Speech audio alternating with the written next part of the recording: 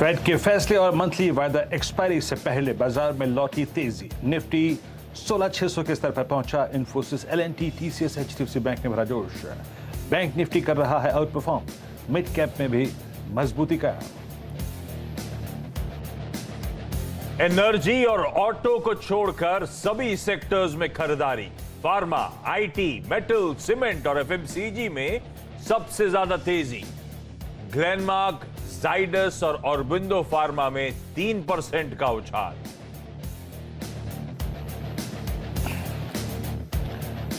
रक्षा मंत्रालय से 29,000 करोड़ रुपए के सौदों की मंजूरी से डिफेंस शोरूम में उछाल। बीडीएल मिधानी में 3% से ज्यादा का उछाल। वहीं 52 हफ्तों के सर्वोच्च स्तरों पर पहुंचे बीईएल और एचएएल। अनुमान से कमजोर रहे पहली तिमाही में कोलगेट के नतीजे। 10% घटा मुनाफा, मार्जिन्स पर भी रहा दबाव। बाजार को अब मारुति और टाटा मोटर्स, साथ में बजाज फाइनेंस के नतीजों का इंतजार।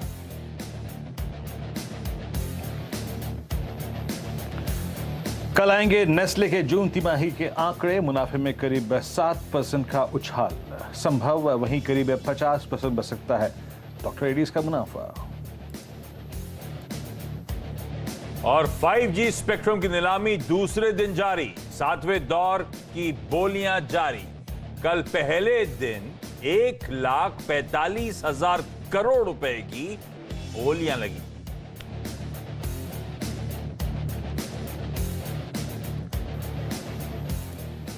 चलिए आप सबका हमारी इस खास पेशकश कमाई का अड्डा में स्वागत। और ये आखिरी का 1.5 घंटा वेडनेसडे की ट्रेडिंग सेशन का कई पैमानों में बहुत इंपॉर्टेंट। हम एक तो सबसे इंपॉर्टेंट अभी आखिरी 1.5 घंटे बाजार पोजीशन करेगा अपने आप को ऑल इंपॉर्टेंट फेड मीट के आउटकम से पहले।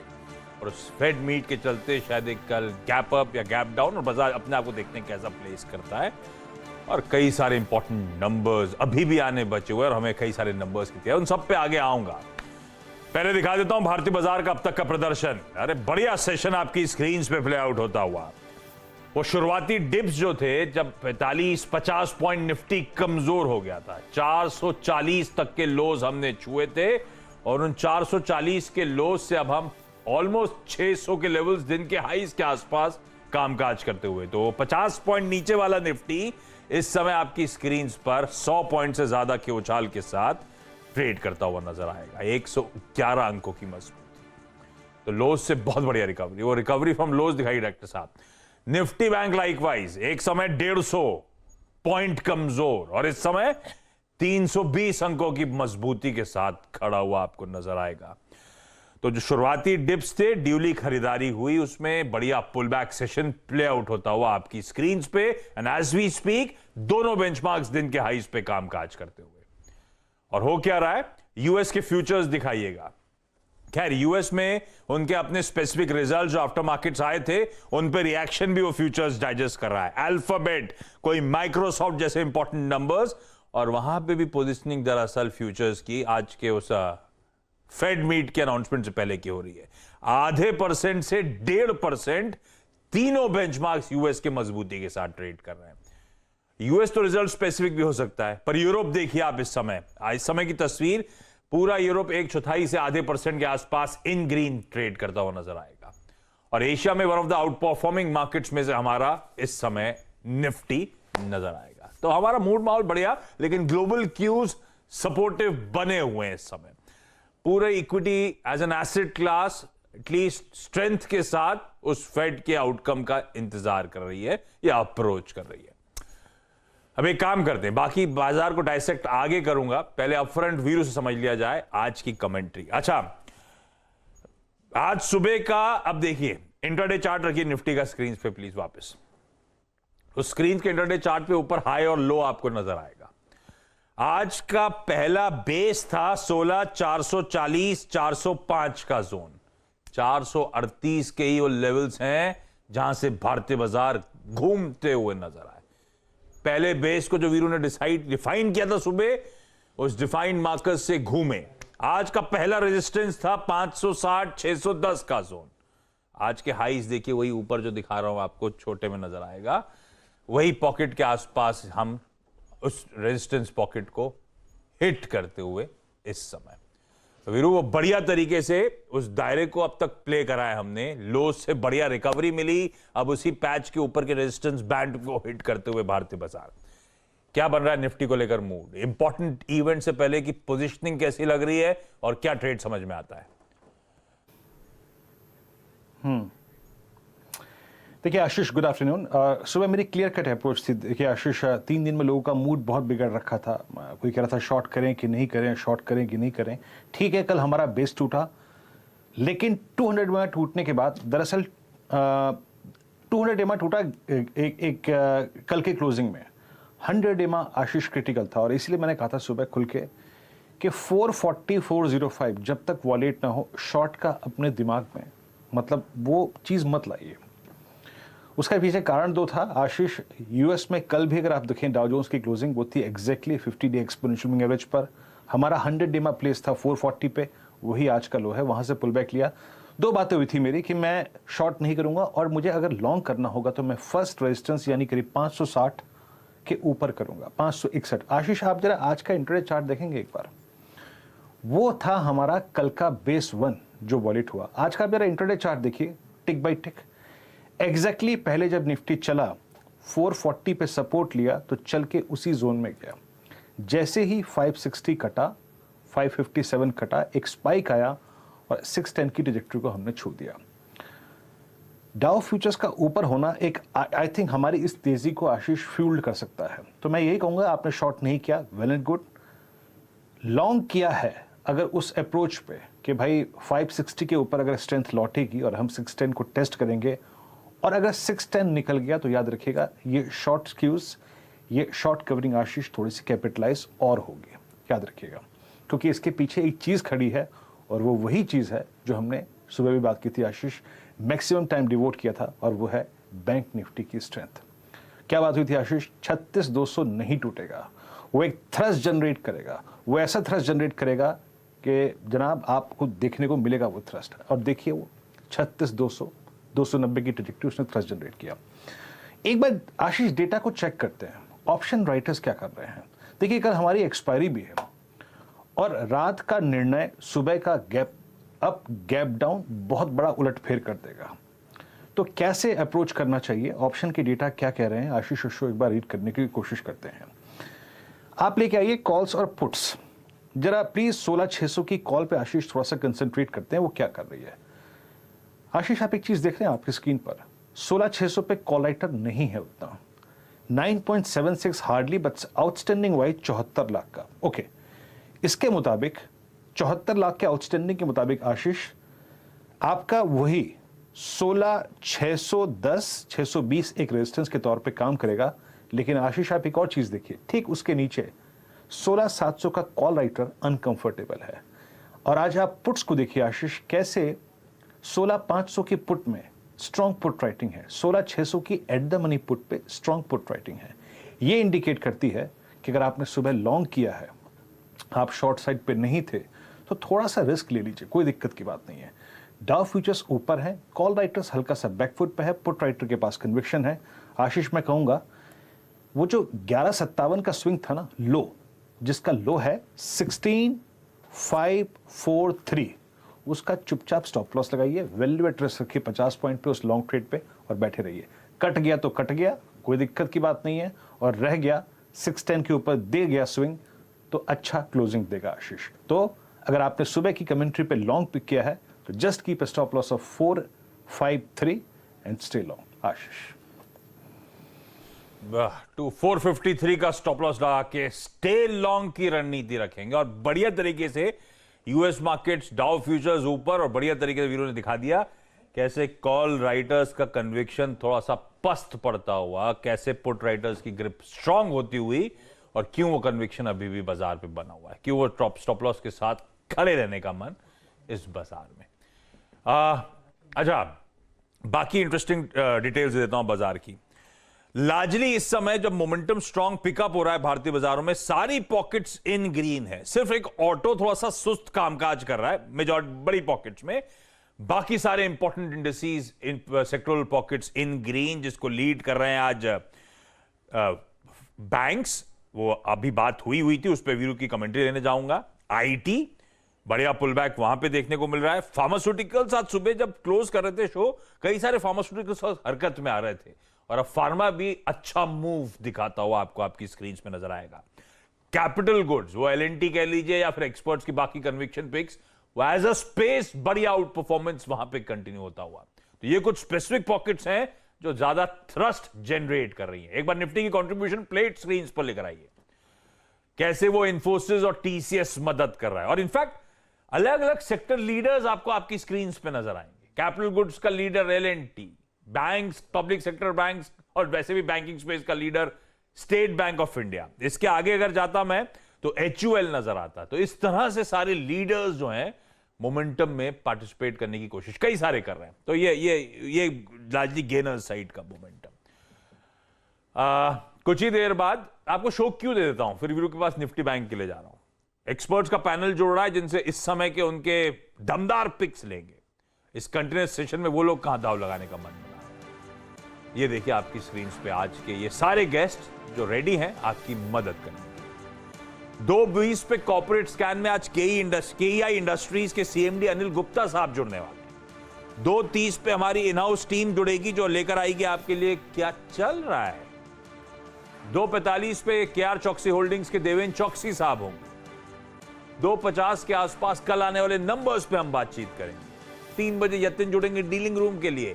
तो हर 10 मिनट के टॉप ऑफ द एंड कुछ ना कुछ इंटरेस्टिंग चीजें होंगी जो हमारी मदद करेंगी आज के इस कंटिन्यूस ट्रेडिंग सेशन में। लेकिन वीरू, पहले निफ्टी बैंक की बात, वो शेड बेहतर, अब तो 300 पॉइंट का गेन, मोमेंटम स्ट्रॉन्ग, 36,700 के ऊपर की ट्रेजेक्टरी में इस समय टिक्स मिल रहे हैं।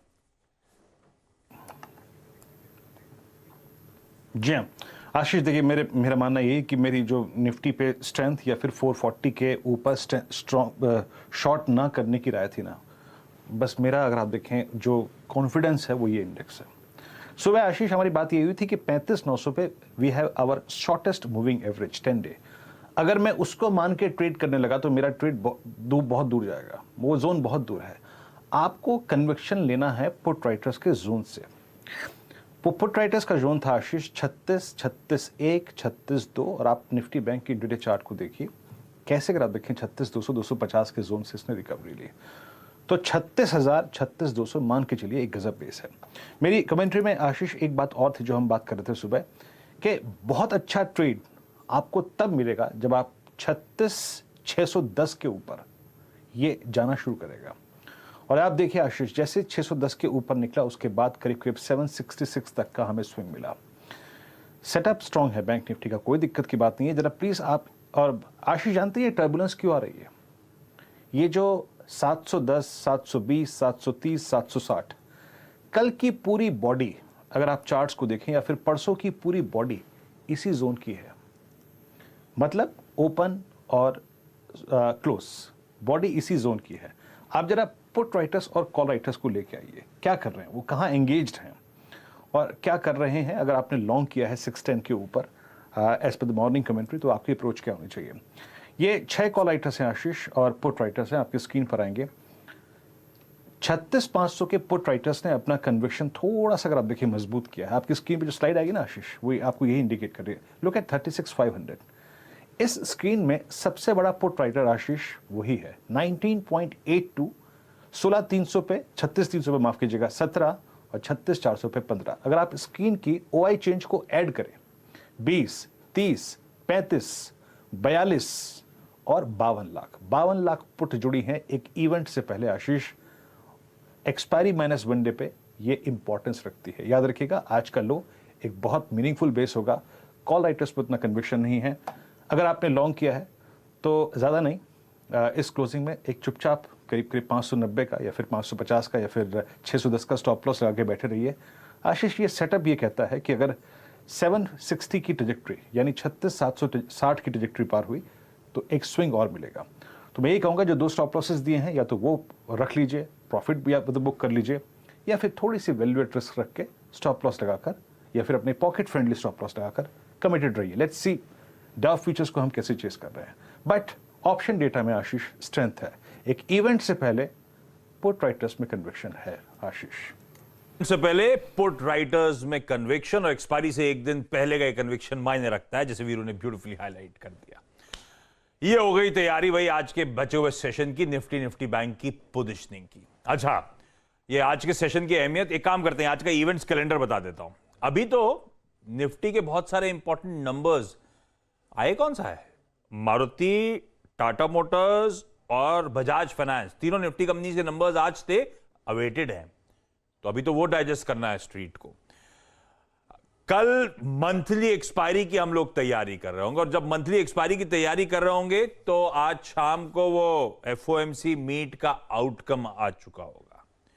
डाइजेस्टेड क्या है, 75 बेसिस पॉइंट्स का एफओएमसी हाइक करेगा, यूएस का फेडरल रिजर्व हाइक करेगा, और साथ में कमेंट्री लार्जली स्ट्रीट मान रही है कि वो जो हॉकिशनेस थी वो थोड़ी सी टोन डाउन हो सकती है फेड की, क्योंकि कमोडिटी प्राइसेस कुछ हद तक, कच्चा तेल कुछ हद तक ठंडा पड़ा है।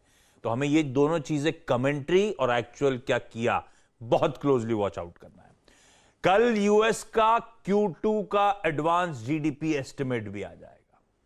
रिसेशन में स्लिप होने की बात, तो एक क्वार्टर धक्का लग चुका है, दूसरे क्वार्टर किस तरह का धक्का लगना है ये कीनली अवेटेड होगा। वो एडवांस एस्टिमेट्स आने वाले हैं Q2 के यूएस के। रिजल्ट्स हमारे यहां 5 निफ्टी की companies, Bajaj Finserv, doctor Reddy's, Nestle, SBI life और श्री सीमेंट, 5 निफ्टी की कंपनीज कल नंबर्स अनाउंस करेंगी, और आज आने वाले कई सारे नंबर शायद बाजार बंद होने के बाद आएंगे। इस तरह का एक्सपायरी के दिन रिजल्ट हेवी डे है। ये वायदा बाजार के नंबर्स हैं, 1 2 3 4 5 6 7 8 9 10 वायदा बाजार की कंपनीज हैं, अदर देन निफ्टी 50 के वो 5 स्टॉक्स जो अपने नंबर्स कल घोषित करने वाले हैं। कैश के तो भूल जाइए, बहुत सारे नंबर्स हैं। अच्छा, बजाज फिनसर्व को रडार पर रखेंगे आज के क्लोजिंग सेशन में, क्योंकि कल वो रिजल्ट्स के साथ साथ बोनस इशू और स्टॉक स्प्लिट, उस पर विचार होना है। हालांकि कल एक्शन आ चुका है, 5-6% जब उछला था। और एक चीज और इंपॉर्टेंट बता देता हूं, अभी सिर्फ रिपोर्ट्स हैं और कई जगह हैं। इस हफ्ते की शुरुआत में यूएस प्रेसिडेंट जो बाइडेन साहब ने कहा था इस हफ्ते मैं शी जिनपिंग से बात करूंगा, और अब वाइडली रिपोर्टेड है कि थर्सडे यानी कि कल शायद टेलीफोनिक कन्वर्सेशन होने जा रहा है यूएस प्रेसिडेंट और चाइनीज प्रीमियर के बीच। अब वो कंफर्म होगा आज शाम तक, पता चलेगा जब व्हाइट हाउस ऑफिशियली रिलीज रख देगा सामने। लेकिन ये सब इंपॉर्टेंट इवेंट जिसके लिए हमें इंतजार करना है। ट्रेंडिंग स्टॉक्स मेरे पीछे चमक रहा है, एक बार दिखा देता हूं प्रोड्यूसर साहब ने कौन से स्टॉक सिंगल आउट करें, उसके बाद टॉप कॉल्स पे जाने का समय हो रहा है। दिखाइए आज के सारे के ट्रेंडिंग स्टॉक्स। पहले तेजी के ट्रेंडिंग स्टॉक्स आप लोगों की स्क्रीन पर आएंगे। मूड अच्छा है तो उसी के साथ शुरुआत करी जाए। कौन कौन से वो स्टॉक्स हैं जो रडार पे हैं? दिवीज लेबोरेटरीज 2.5% ऊपर, फार्मा अच्छा कर रहा है। लार्सन एंड टूब्रो अपने नंबर्स पे और अच्छा उछाल, 2.5% ऊपर। ग्रासिम सुबह एक्सपर्ट से पिक के तौर पे चुना था, 2% मजबूत। कोरोमंडल इंटरनेशनल 6% के आसपास के उछाल के साथ ये स्टॉक इस समय कामकाज करता हुआ। फ्लिप करिए, तेजी की जगह मंदी के ट्रेंडिंग शेयर्स कौन से? भारतीय एयरटेल, एक दिन में इतनी एग्रेसिव बिडिंग होगी तो टेलीकॉम के लिए ओवरहैंग तो बन ही जाएगा, और अभी भी बिडिंग कंटिन्यू होती हुई 5G स्पेक्ट्रम की। 1.5% दबाव है। बजाज ऑटो 1.5% कमजोर नंबर्स के बाद से पस्त पड़ रहा है। यूनाइटेड स्पिरिट्स नंबर्स में ऐसी कोई दिक्कत नहीं थी, बारिंग मार्जिन का परफॉर्मेंस, वो मार्जिन का परफॉर्मेंस हावी होता हुआ सेंटिमेंट पे। 7% दबाव, इसकी मेरे ख्याल से कॉन्फ्रेंस कॉल स्ट्रीट बहुत कीनली वेट करेगा। टाटा पावर अपने नंबर्स के बाद सुबह मैनेजमेंट से हमने बातचीत भी करी थी, 4.5% की कमजोरी के साथ इस समय कामकाज करता हुआ। इनमें से कई सारे स्टॉक्स अगर और हरकत में आएंगे तो इस शो में हम अपने एक्सपर्ट पैनल से डिस्कस करेंगे, लेकिन टॉप कॉल्स का स्टिंग प्ले आउट कर दीजिए और दिखाइए सारे एक्सपर्ट्स को स्क्रीन पे। आप सबको गुड आफ्टरनून। गावा सर, क्या है इस समय का टॉप ट्रेड? का टॉप ट्रेड मुझे लगता है होना चाहिए डालमिया भारत। यहां पर तेजी है, 1560 का स्टॉप लगाना चाहिए, टारगेट 1600 के पार चला जाएगा। डालमिया भारत आज सीमेंट क्षेत्र में थोड़ी हरकत नजर आती है।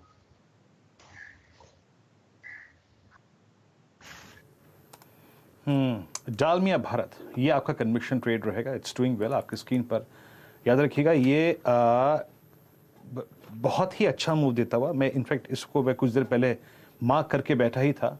1579 पे याद रखिएगा, ये थर्ड अटेम्प्ट है 200 डे एक्सपोनेंशियल मूविंग एवरेज के ऊपर क्लोज होने का। हम बातें करते रहते हैं अक्सर यहाँ पे इस पैनल में। Third one is important, critical and decisive. Third है अटेम्प्ट इसका अपने 200 डे को काटने का। प्रकाश सर, बहुत अच्छी अगर आप देखिए फाइंडिंग थी आपकी ये। राहुल शर्मा जी हमारे साथ JM फाइनेंशियल से मौजूद हैं। राहुल नमस्कार, बताइए आपका कन्विक्शन ट्रेड क्या रहेगा? जी नमस्कार वीरेंद्र जी। देखिए बैंक्स में तेजी है, सुबह से आपके मैं कमेंट्री भी सुन रहा हूँ। बैंक निफ्टी में आज आउट परफॉर्मेंस है और मेरे हिसाब से कंटिन्यू रहनी चाहिए। इसका रीजन ये है कि जो बैंकिंग मेजर एचडीएफसी बैंक है, आई थिंक एक बड़े ब्रेकआउट के लिए तैयार है। एक सबसे पहले तो ऑप्शंस डेटा अगर हम देखें तो at the money options, out of the money options में जो कॉल राइटर्स थे वो अपने पोजीशंस काट रहे हैं। साथ ही में अगर हम देखें तो इसका 25 मई के बाद फ्यूचर्स में जो कंबाइंड ओपन इंटरेस्ट है वो हाईएस्ट लेवल पर ट्रेड कर रहा है और 1410 के पास इसका जो ब्रेकआउट है मेरे हिसाब से कंफर्म होता है। तो मल्टीपल रेजिस्टेंसेस मेरे हिसाब से स्टॉक निकालने को तैयार है और मुझे लगता है कि आने वाले कुछ सेशंस में हमें यहाँ पर तकरीबन 100 पॉइंट की तेजी देखने को मिल सकती है। तो एचडीएफसी बैंक को बाय करिए, 1360 का स्टॉप लॉस लगाइए। मेरे ख्याल से ब्रेकआउट 1410 के ऊपर कंफर्म होगा, बट इसे प्रीएम्प्टिवली भी बाय किया जा सकता है, खास करके जो हिसाब से बैंक निफ्टी का डेटा है। तो आई थिंक दोनों एक दूसरे को काफी अच्छा कॉम्प्लीमेंट कर रहे हैं, बैंक निफ्टी और एचडीएफसी बैंक। मेरे हिसाब से ये ब्रेकआउट यहाँ पर लेने जैसा है, जहां पर मुझे लगता है कि तकरीबन 1460 से लेके 1500 रुपए तक के लेवल्स एचडीएफसी बैंक में देखने को मिल सकते हैं। Okay, HDFC bank. और एक बात जो कि आपको पैनल ने कल भी बताई थी और आज भी बताई थी, अगेंस्ट ऑल ऑड्स, याद रखिएगा सीएनबीसी आवाज पर। ठीक है, कल का डिप आया, परसों का डिप आया, लेकिन बैंक्स याद रखिएगा इस वक्त रोल ओवर शीट पे इंप्रेस कर रहे हैं under the leadership of IndusInd bank, axis bank, HDFC bank, ICICI bank. इनके रोल ओवर्स गजब हैं, याद रखिएगा इस पर। 1402 पे आपकी स्क्रीन पर डे हाई की डायरेक्टरी में एचडीएफसी बैंक। और जनाब ये थर्ड सेशन है जब ये स्टॉक अपने 100 डीमा के ऊपर है। मानस, गुड आफ्टरनून, कार्यक्रम में स्वागत है आपका। बताइए मानस, आपका कन्विक्शन ट्रेड क्या रहेगा, क्या चीज कर रहे हैं आप? Virendra ji, I think cement क्षेत्र में ही रहना चाहिए। तो अल्ट्राटेक पे ध्यान है क्योंकि यहाँ पर अभी 2 दिन पहले 200 डे मूविंग एवरेज ब्रीच हुए थे। पिछले 2 दिनों से स्टॉक कंसोलिडेट हो रहा था। आज एक फ्रेश ब्रेकआउट 6460 के ऊपर देखने को मिला है। तो आई थिंक अब 6750 के आपको टारगेट सेट करने हैं। अल्ट्राटेक में खरीदारी करनी है 6450 के स्टॉप लॉस के साथ। और 6600 का अगस्त का कॉल ऑप्शन भी ले सकते हैं। 165-70 के आसपास ट्रेड कर रहा है, वहां पर खरीदारी करिए 110 के स्टॉप लॉस से कम 275 के टारगेट के लिए। अल्ट्राटेक सीमेंट को रखिए रडार पे। किसी भी वक्त अब मारुति के नंबर्स कहा जा रहा है शायद आते हुए नजर आए, तो नजर रखिएगा उस स्टॉक पे भी। मारुति अब इस समय 1/3% के उछाल के साथ, एक सुबह से वैसे रिलेटिव कामनेस के साथ अपने रिजल्ट्स का इंतजार करता हुआ, अवेटेड नंबर्स। लेकिन इस बीच एक काम करते हैं, टॉप कॉल्स पहले कंप्लीट कर लेते हैं। सतपुते सर, क्या है रडार पे? Good afternoon. Ashish ji, good afternoon everyone. Ashish ji, obviously नजर तो है वो पूरा सीमेंट सेक्टर यहाँ पे बस है। तो कहीं ना कहीं लगता है कि सीमेंट सेक्टर में यहाँ पे शॉर्ट कवरिंग और तूल पकड़ेगी। और उसमें से जो मेरा पिक है अभी के लिए वो है रैमको सीमेंट। अगर आप रैमको का चार्ट देखें तो यहाँ पे एक फ्रेश ब्रेकआउट मिला है 700-710 पे। सप्लायर बैठा था, वो निगेट हो चुका है। तो यहाँ पे एक शॉर्ट स्क्वीज है। मेरे हिसाब से रैमको का जो टारगेट होना चाहिए वो होगा करीबन 740 से 750। सो इट्स अ बाय इन रैमको। आपको स्टॉप लॉस प्लेस करना है 720 के नीचे, तो 715 का स्टॉप लॉस लगाइए और रैमको सीमेंट बाय करिए। This are cash levels, target 740-750। UltraTech cement रखिए भाई, सीमेंट एज अ स्पेस को रडार पे। दालमिया भारत, एचडीएफसी बैंक, ये हैं एक्सपर्ट्स के इस समय के टॉप ट्रेड्स। असित जुड़ चुके हैं। असित, हाय, गुड आफ्टरनून। असित, आपका इस समय का टॉप कॉल क्या है? गुड आफ्टरनून आशीष जी। मेरे हिसाब से स्टेट बैंक को देखना चाहिए। स्टेट बैंक का अगस्त का फ्यूचर भी 529 पे चल रहा है। I think we can keep a stop loss of around 524 for a target of 540। मुझे लगता है कि स्ट्रक्चर इसका काफी अच्छा है। अगस्त महीने का ऑप्शंस डेटा देखें तो काफी अच्छा पुट रेटिंग बिल्टअप हो रहा है। Otherwise we can also take 540 का कॉल। आई थिंक ये 14 रुपए में चल रहा है अभी, with stop loss of around 10 for a target of around 22 to 25 के लेवल पे। तो state bank, in fact all the PSU banks have given a breakout. PNB, Bank of Baroda, kind of not that liquid kind of thing. I would go with State Bank. State Bank is looking good. बिल्कुल ठीक, state Bank of India अच्छा लग रहा है। तो ये आ गए इस समय के टॉप कॉल्स आपकी स्क्रीन्स पर। बैंक्स में एचडीएफसी बैंक और एसबीआई पसंद आ रहा है। अल्ट्राटेक, रैमको सीमेंट, दालमिया भारत, इस पॉकेट को भी रखिए रडार पे। सारे के सारे बाय कॉल्स, तमाम इंपॉर्टेंट इवेंट जो प्ले आउट होने हैं उससे पहले। तो कन्विक्शन सबका स्क्रीन्स को देख के बढ़ता हुआ ही नजर आएगा। अच्छा, इस बीच चार का चौका और चार का चौके के पहले ट्रेड का समय हो चुका है, तो मैं बिना समय वेस्ट करे डायरेक्टर साहब स्क्रीन पे जरा प्ले आउट करिएगा आज के ऑप्शन का स्टिंग। तो सस्ता ऑप्शन राहुल शर्मा साहब से रिक्वेस्ट करी थी कि एक बढ़िया सा ट्रेड प्लीज आइडेंटिफाई करके रखें। राहुल जी, क्या है आज का सस्ता ऑप्शन? बैंकिंग स्पेस का ही है क्या? जी, आई थिंक मैं बैंक्स के साथ ही जाना चाहूंगा। जहां तक एचडीएफसी बैंक का सवाल है, जो टेक्निकल सेटअप है वो तो बढ़िया है ही, और जो डेरिवेटिव डेटा भी है वो कहीं ना कहीं अंदेशा कर रहा है कि यहाँ पर अच्छी तेजी देखने को मिल सकती है। तो जो अगले महीने का यानी कि 25 अगस्त का कॉल ऑप्शन है इसका 1420 का, उसको लेने की राय रहेगी। 30 रुपए 50 पैसे ये ट्रेड कर रहा है। आप इसमें स्टॉप लॉस लगाइए 20 रुपए का, और मुझे लगता है कि आपको 50 रुपए तक के लक्ष्य इस ऑप्शन में देखने को मिल सकते हैं। स्टॉक के हिसाब से मेरा टारगेट 1470 और 1500 है। तो आई थिंक यहाँ पर एक अच्छा ऑप्शंस में रिटर्न यहाँ पर कमा सकते हैं। तो टेक्निकल सेटअप, ब्रेकआउट और प्लस जो बैंक निफ्टी में स्ट्रेंथ है, आई थिंक सबको मद्देनजर रखते हुए आई थिंक यहाँ पर एचडीएफसी बैंक पे कॉल ऑप्शंस लिए जा सकते हैं, बट अगस्त एक्सपायरी है।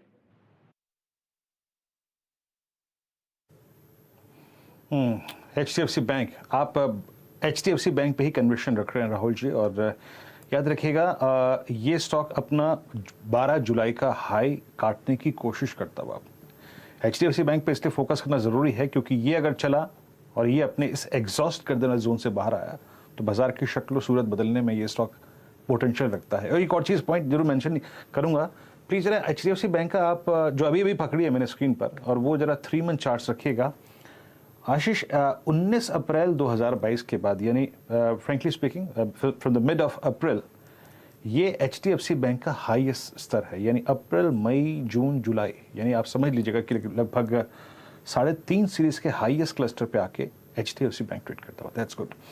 गौरांग शाह हमारे साथ जुड़ चुके हैं इस वक्त बातचीत करने के लिए। गौरांग नमस्कार, कार्यक्रम में स्वागत है। गौरांग, अर्निंग सीजन अगर आप देखें अपने चरम पे, और लेकिन हमें एक ग्लोबल इवेंट आज रात को अगर आप देखें जिसको हमें फैक्टर इन करना है कल सुबह के प्राइस में, आपको क्या लगता है? I mean last to last week FIIs की बहुत सब्सटेंशियल बाइंग, एक थ्रस्ट आया मार्केट में, लेकिन वो सारा का सारा अगर आप देखें जो पैसा उन्होंने डाला था वो 3-4 सेशन में चला भी गया।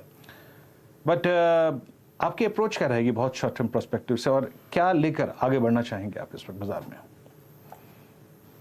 धन्यवाद वीरेंद्र आपका, और आप सभी को शुभ दिन हमारे तरफ से। तो हमारी सोच और विचारधारा ये कहती है कि जब 41 साल के सर्वोच्चम स्तर पर महंगाई दर अमेरिका में हो तो आगे बढ़ते हुए कदम और कुछ सख्त कदम मेरे ख्याल से फेड चीफ जर्मी पाउल साहब को लेने होंगे।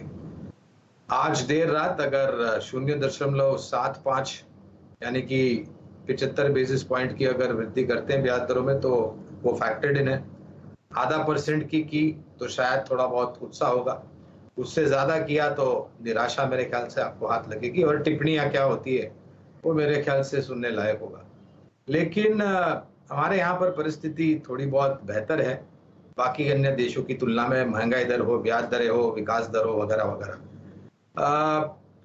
मुझे ये लग रहा है कि जो करेक्शन हमने देखा, और हाल ही में हम 15,200 के थोड़े बहुत नीचे गए थे, और फिर हमने 16,700 का भी स्तर देखा वीरेंद्र, और फिर कल परसों करेक्शन, और आज बेहतरीन बढ़त। तो ये मेरे ख्याल से आज और कल में उठापटक थोड़ी बहुत हावी हो सकती है। एक तो यूएस फेड की खबर को लेकर के, और हमारे यहाँ पर कल एक्सपायरी को लेकर के। अगर कोई भी मेरे ख्याल से नकारात्मक परिस्थिति होती है छोटी या मध्यम अवधि में, तो मैं एक विकल्प यहाँ पर रखना चाहूंगा, और आज सुबह काफी चर्चे में भी था डिफेंस सेक्टर, जो ऑर्डर प्लेसमेंट की बात हुई है। यहाँ पर मैं एक स्टॉक है BEL, उसको 270 के आसपास है वीरेंद्र मेरे ख्याल से। हमने इसके पहले भी भारत डायनामिक्स, हिंदुस्तान एरोनॉटिक्स और BL की बात की थी, तो इन तीनों में से मैं मेरे ख्याल से BL को ज्यादा पसंद करना चाहूंगा। और अगर आपको बहुत ही छोटी या मध्यम अवधि का आपका नजरिया है तो मुझे ताजुब नहीं होगा ये 300-320 तक चला जाए, तो ये एक विकल्प होगा जो मैं ध्यान रखना के लिए ट्राई दूंगा। बिल्कुल ठीक। BEL आज सुबह से चर्चा में आ रहा है, गौरांग सर का फंडामेंटल पिक। गौरांग सर आपको प्रणाम। इस बीच मारुति सुजुकी के नंबर्स आ गए और प्रॉफिटेबिलिटी पे थोड़ा सा एक्सपेक्टेशन से ज्यादा म्यूटेड परफॉर्मेंस है। मतलब है तो कहने के लिए 440 करोड़ से बढ़कर मुनाफा 1012 करोड़ रुपए पहुंचा, पर लार्जली स्ट्रीट एक्सपेक्टेशन था 1500-1600 करोड़ रुपए का। तो 1500-1600 करोड़ के सामने 1000 करोड़ रुपए का मुनाफा आया है, तो ये डिसअपॉइंटमेंट हो सकता है। और पिछले साल जिससे कंपेयर कर रहे हैं, बेस छोटा था, वो कोविड टाइम्स थे, इसीलिए आप इतना अच्छा ग्रोथ, इसलिए अनुमान के आंकड़े से देखिए ज्यादा बेहतर है। तो अनुमान अच्छा, रेवेन्यूज का तो ऑलमोस्ट इन लाइन है, 26,550 करोड़ की आय, 26,100 करोड़ रुपए का हमारा एक्सपेक्टेशन, यानी कि आय जैसा एक्सपेक्टेड था 45% के आसपास बढ़ेगी, 45% का रेवेन्यू में उछाल। अब तो इसका मतलब फिर ऑपरेटिंग परफॉर्मेंस थोड़ी सी गड़बड़ाई। हाँ, 1912 करोड़ रुपए का इबीटा क्लॉक किया है, 2200, 2250, 2300 करोड़ रुपए के आसपास की इबीटा की स्ट्रीट एक्सपेक्टेशंस। तो मार्जिन जो है 7.2% पे आए, एक्सपेक्टेशंस थी 8.6% की। तो ऑपरेशनली थोड़ा सा ठंडा हो गया। रेवेन्यूज तो जस्ट इन लाइन है, जैसा हमने बिल्कुल सोचा था, क्योंकि वॉल्यूम्स के आंकड़े पता थे हमको। साल दर साल इस क्वार्टर में वॉल्यूम्स 32% बढ़े थे। ये कंपनीज अपने बिक्री के आंकड़े रिपोर्ट करती है हर मंथ, तो पता था सबको 32%। उसमें प्राइस हाइक्स भी इन्होंने मेंशन कर रखे थे ऑलरेडी, हमें पता था प्राइस हाइक्स लेने हैं। तो रेवेन्यूज तो स्ट्रीट का कैलकुलेशन सही बैठा। पिछले क्वार्टर मार्जिन्स में तगड़ा इंप्रूवमेंट था, और उसके बाद एक्सपेक्टेशंस थी कि इंप्रूवमेंट ऐसे ही कंटिन्यू होगा, वो नहीं हुआ है। Q on Q margins blip है, ईयर ऑन ईयर भी जो एक्सपेक्टेशन थे उससे कम मार्जिन्स में उछाल देखने को मिल रहा है। इसीलिए मारुति ठीक है फ्लैटिश इस समय ट्रेड करता हुआ आपको नजर आएगा। मार्जिन्स में इंप्रूवमेंट लार्जली इसलिए एक्सपेक्टेड था कि भाई जब सेमीकंडक्टर इश्यूज थोड़े से रिजॉल्व हो रहे हैं, सप्लाई चेन कॉन्स्ट्रेंट्स कम हो रही हैं, तो ऑपरेटिंग लिवरेज किक इन होगा। और डिस्काउंटिंग ऐसा इस बीच में मार्केट प्लेस में रिड्यूस हो रही थी, प्राइस हाइक्स ले रहे थे, इसलिए एक्सपेक्टेड था मार्जिन्स में इंप्रूवमेंट, लेकिन जैसा इंप्रूवमेंट एक्सपेक्टेड था उतना नहीं आया है। तो मारुति इस समय आधे % के आसपास के दबाव के साथ ट्रेड करता हुआ। मानस जरा मारुति का चार्ट देख के बताइए भाई, नंबर्स ठीक है, ऑपरेशनली थोड़े से सबड्यूड हैं, जो स्ट्रीट एक्सपेक्ट करता है उससे थोड़ा सा डिसअपॉइंटमेंट, पर स्टॉक कैसा प्लेस्ड? देखिए डिसअपॉइंट तो किया है स्टॉक ने, क्योंकि 20 डे मूविंग एवरेज के नीचे पिछले 2 सेशन से मारुति ट्रेड कर रहा है। और मेरा समझना यह है कि अब जो एक बहुत इंपॉर्टेंट सपोर्ट है 8460 के आसपास, अगर वो ब्रीच हो गए तब तो आपको अपनी लॉन्ग पोजीशन से निकलना पड़ेगा, क्योंकि 8460 के बाद स्टॉक करेक्ट हो सकता है और शायद हमें 8150 तक के स्तर देखने को मिल जाएंगे। इसलिए कॉशियस रहिए, 8450 का स्टॉप लॉस जरूर रखिए। खरीदारी केवल और केवल 8640 के ऊपर करेंगे। ये क्या हुआ था? ठीक है ये मारुति पर व्यू आ गया। इस बीच आज के कॉर्पोरेट स्कैन का समय हो गया है, और हमारे साथ केईआई इंडस्ट्रीज के चेयरमैन और managing director Anil Gupta sir आपको आपकी स्क्रीन पर नजर आएंगे। Gupta sir hi, good afternoon, बहुत दिनों बाद आपसे मुलाकात हो रही है गुप्ता सर। अच्छा, जो नंबर्स आए वो आपकी स्क्रीन पर आएगा। आय में 54%, इबीटा में 39% का जंप, तो आय 54, इबीटा 39, तो मार्जिन करीब 100 बेसिस पॉइंट्स कॉन्ट्रैक्ट हुए, इस बार गिरे। गुप्ता सर पहले तो इसी से शुरू कर देते हैं, मार्जिन में कॉन्ट्रैक्शन लार्जली यही है क्या, इनपुट कॉस्ट बढ़ी उसी का खामियाजा भुगता है, या और भी कोई दिक्कत आई?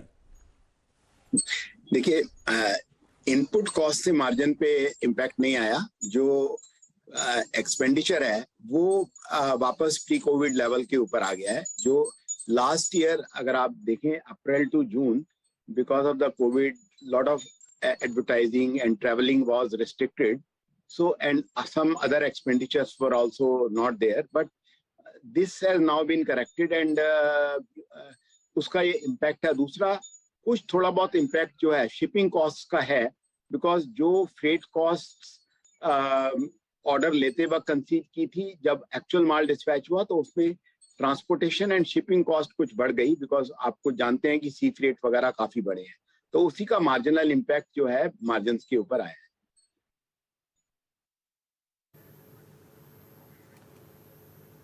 है। गुप्ता जी, एक और चीज, अगर आप देखें, आप सुर्खियों में इसलिए भी रहे क्योंकि आपने सब्सटेंशियल प्राइस कट्स लिए, और अगर आप देखें विभिन्न कंपनियों ने प्राइस कट्स भी लिए। और एक और चीज है कि कॉपर और एल्यूमिनियम के प्राइसेस भी सब्सटेंशियली नीचे हैं, अगर आप लास्ट 3 महीने से कंपेयर करें। तो आगे जाके डिमांड जो आगे जाके मार्जिन्स का आउटलुक है, जिस स्थिति में इस वक्त मेटल प्राइसेस हैं, स्पेशली कॉपर एल्यूमिनियम, और जिस प्रकार के कट्स आपने लिए, मार्जिन्स की ट्रेजेक्ट्री क्या रहेगी, कंफर्टेबल ट्रेजेक्ट्री, और क्या फर्दर प्राइस कट्स की पॉसिबिलिटी है अगले कुछ समय में, जिस प्रकार का डिप आया है कॉपर एल्यूमिनियम प्राइसेस में? देखिए मार्जिन्स का गाइडेंस हमारा अभी भी 10.5 से 11% के बीच ही है, और जहां तक कॉपर और एल्यूमिनियम प्राइसेस का सवाल है, जो प्राइस कट्स हैं वो प्राइस कट्स ऑलरेडी पिछले 2 महीने में 8 से 10% हो गए हैं और मेरे ख्याल से अब और ज्यादा गुंजाइश नहीं है, स्पेशली केबल के प्राइस में तो नहीं है। बाकी जो हाउसवायर या दूसरे जो रिटेल प्रोडक्ट्स हैं उनमें हो सकता है कि एक मार्जिनल गुंजाइश हो सकती है, बट अभी उसके बारे में कहा नहीं जा सकता। गुप्ता सर, एक चीज इंटरेस्टिंग थी इस बार, वो जो केबल्स एंड वायर्स की सेल्स जो थी डीलर्स के थ्रू, वो जो नॉन इंस्टीट्यूशनल, उसमें तगड़ा 68% ईयर ऑन ईयर का जंप देखने को मिल रहा है। अब एजम्पशन ये है कि नॉन इंस्टीट्यूशनल सेल्स यानी कि बेहतर मार्जिन्स, बेहतर प्रोफाइल आप लोग कमांड करते होगे, तो ये हुआ, ये अप ट्रेंड जो आप देखने को मिल रहा है, ये लाइकली एक कंटिन्यू होगा क्या? और institutional versus non institutional margin differential कितने एंजॉय करते हो आप लोग? देखिए, ये पिछले 2-3 साल की जो एफर्ट्स हैं जिसमें हमने डिस्ट्रीब्यूशन बिजनेस को फोकस किया और डिफरेंट जोग्राफिकल एरियाज के अंदर डिस्ट्रीब्यूशन नेटवर्क को बढ़ाया, नंबर ऑफ डिस्ट्रीब्यूटर्स बढ़ाए। पिछले साल में हमने जो नंबर ऑफ डीलर्स थे वो 1600 से 1800 किए। तो ये उसका नतीजा है कि फोकस का नतीजा है कि हम की काफी सेल मिक्स में जो B2C की जो प्रोपोर्शन है वो हम 42% पे ले आए हैं और हमारा जो ट्रेजेक्ट्री है या आगे जो गोल है वो है ये कि 50% ऑफ द टर्नओवर वो B2C से आए और 50% जो है जो B2B जो इंस्टीट्यूशनल सेल है उससे आए। तो ये हमारा फोकस है। तो अगर आप देखेंगे कि इंस्टीट्यूशनल सेल जो है टोटल 49% ग्रो हुई, बट जो sales through dealer network is grown by 68%। Teaser दे दूं पहले, 4 का चौके की अगली कड़ी, हमने सस्ता ऑप्शन ले लिया, चार्ट का चमत्कार कुछ देर में आना है और समित के पास जाएंगे, एक और बढ़िया ट्रेड हमारा इंतजार कर रहा है। इस बीच गुप्ता सर, ऑर्डर बुक का क्या हालचाल? अच्छा, लास्ट क्वार्टर कहा गया था कि भाई कमोडिटी की कीमतें बढ़ रही हैं, प्राइसेस बढ़ रही हैं, तो कुछ ऑर्डर्स के डिफरमेंट्स हुए थे, टले थे, वो अब इस Q1 में वापस आने शुरू हुए हैं, फ्लोज वापस शुरू हो गए क्या? बिल्कुल जी, ऑर्डर फ्लो काफी स्ट्रांग है बिकॉज जो कॉन्ट्रैक्टर्स वेट कर रहे थे प्राइसेस को करेक्शन का, तो वो करेक्शन हो गई है एंड वो वापस मार्केट में आ गए हैं। जहां तक ऑर्डर बुक का सवाल है, अभी हमारा रफली 2700 करोड़ रुपए का ऑर्डर बुक है, जिसमें रिटेल की ऑर्डर बुक हम इसमें शामिल नहीं होती है बिकॉज रिटेल का कोई ऑर्डर बुक होता ही नहीं है, वो ऑर्डर आते हैं और एग्जीक्यूट हो जाते हैं। तो अच्छी ऑर्डर बुक है और आगे जो इंक्वायरी फ्लो है वो भी काफी स्ट्रांग है। तो मुझे लगता है कि जो हमारा 16-17% ग्रोथ का जो टारगेट है इस साल में, वो हम सेम अभी भी मेंटेन करते हैं। Gupta sir, thank you so much जुड़ने के लिए। गुप्ता सर का कन्विक्शन बिजनेस आउटलुक को लेकर जस के तस बना हुआ है। और गाबा सर, आप KEI इंडस्ट्रीज का चार्ट रेडी रखना। इस बीच मैं पहले समित के पास जा रहा हूं और उनसे जान लिया जाए 4 का चौका में आज का जो चार्ट्स के दम पर चार्ट का चमत्कार पिक कौन सा है। दिखाइए वो स्टिंग और दिखाइए समित को स्पीच पे। समित, हाय, गुड आफ्टरनून। समित, कौन सा स्टॉक? गुड आफ्टरनून आशीष। देखिए, काफी टाइम के बाद फार्मा स्टॉक्स में थोड़ा बहुत ट्रैक्शन दिख रहा है और थोड़ा एक कन्विंसिंग मूव सन फार्मा में आते हुए दिख रहा है। रिसेंटली काफी एक मिक्स एक्टिविटी ये स्टॉक ने दिखाई है, बट आज अच्छे खासे लॉन्ग बिल्डअप दिख रहे हैं और टेक्निकली भी स्टॉक ने एक डाउनवर्ड स्लोपिंग ट्रेंड लाइन का आज ब्रेकआउट कंफर्म किया हुआ है। तो यहाँ से लगता है कि सन फार्मा इस बार 900 के पार जा सकता है, तो लगभग 915-918 के टारगेट के लिए सन फार्मा बाय किया सकता है, जहाँ पे स्टॉप लॉस इसका अभी 878 के आसपास रहेगा। या फिर ऑप्शन के जरिए ट्रेड करना चाहते हैं तो 900 का कॉल ऑप्शन अगस्त सीरीज का, जो अभी लगभग 28 के आसपास ट्रेड हो रहा है, ये बाय करने की सलाह होगी। यहाँ पे लगभग आप 17 रुपए का स्टॉप लॉस रखिए और 45 का टारगेट होगा। सन फार्मा आपकी स्क्रीन पर आप देखें, ट्रेड है 891। यस, बहुत, अगर आप देखें खूबसूरत चार्ट है ये। जरा प्लीज दिखाएंगे स्क्रीन पे सन फार्मा को, और क्या पलटा ये स्टॉक पिछले कुछ सेशंस में, और 200 डे एक्सपोनेंशियल एवरेज की रेंज से टूटा है और मतलब रिवर्स हुआ है। अब ये अपनी जुलाई सीरीज के, जो अभी बात कही समित ने, उसके बात करते करते जुलाई सीरीज के हाईएस्ट क्लस्टर को स्ट्राइक करता हुआ। अभी कुछ देर पहले आशीष ने आपको बहुत बारीकी से मारुति के नंबर्स को समझाया था। जरा प्लीज एक बार मारुति का चार्ट लेके आइए, इंट्राडे पोस्ट नंबर्स। एक बड़ा अच्छा पॉजिटिव डाइवर्जेंस है, याद रखिएगा। लेट्स सी इसका रिएक्शन कैसा होता है, मैं प्रीएम्प्ट नहीं करना चाहूँगा, बट मारुति ने नंबर्स के बाद 8460 के 8480 के लेवल को नहीं तोड़ा, जो कि कल का लो भी था और डेली चार्ट्स पे कल का लो इंपॉर्टेंस रखता है। कल की वाइंड कैंडल और कल का जो लेवल था उसकी लोवेस्ट ट्रेजेक्टरी थी 20 डीमा, उसको रिगेन करके आप देखिए पुल बैक देता हुआ। तो ये पॉजिटिव डाइवर्जेंस है, पोस्ट नंबर्स इंपॉर्टेंस रखता है। 8576 अभी पुल बैक देकर थोड़ा सा ऊपर आने की कोशिश करता हुआ। ओके, मैं ज़्यादा इंडल्ज नहीं कहूँगा इसको, बस मैं मेंशन कर रहा था कि कल की लोस को थोड़ा सा इसने, अगर आप देखेंगे, रिस्पेक्ट दी है। आगे बढ़ते एक स्टॉक और पकड़ लेते हैं जिसमें काफ़ी स्ट्रॉन्ग स्विंग आ रहा है। Let's bring Canara bank in the mid cap banking space. अच्छा करता हुआ, याद रखिएगा यहाँ पे इसके जो टॉप लाइन नंबर्स थे काफ़ी अच्छे खास थे। हम सुबह मुखातिब भी हुए थे मैनेजमेंट से, और बॉटम लाइन में कुछ इश्यूज थे, मार्जिन थोड़े से आप देखिए इनके हिट हुए थे, लेकिन 22760 पे वाकई पॉइज्ड है एक ट्रेड के लिए। मानस, ये आपका बहुत अच्छी तरीके से रीड किया हुआ स्टॉक है, प्लीज बताइएगा फाइनली जागता हुआ, फाइनली अगर आप देखिए इसने रिफ्लेक्ट किया कि मैं 10 डीमा को नहीं तोड़ूंगा, any trade on long side? देखिए, कैनरा बैंक की जहां तक बात है, देखिए जितने भी पीएसयू बैंकिंग स्टॉक्स हैं वो चार्ट पे बेहतरीन लग रहे हैं। बैंक ऑफ बड़ौदा ने ब्रेकआउट दिया है। कैनरा बैंक पिछले 2 दिनों में करेक्ट हुआ, लेकिन स्टॉक ने अपना जो 220 का सपोर्ट था उसकी रिस्पेक्ट किया और बाउंस बैक देखने को मिला। और देखिए यहाँ ट्रेंड तो पॉजिटिव बना हुआ है। आई थिंक यहाँ पर अभी भी खरीदारी कर सकते हैं। 223 के स्टॉप लॉस से खरीदारी करिए और टारगेट 235 रुपए तक के हो सकते हैं।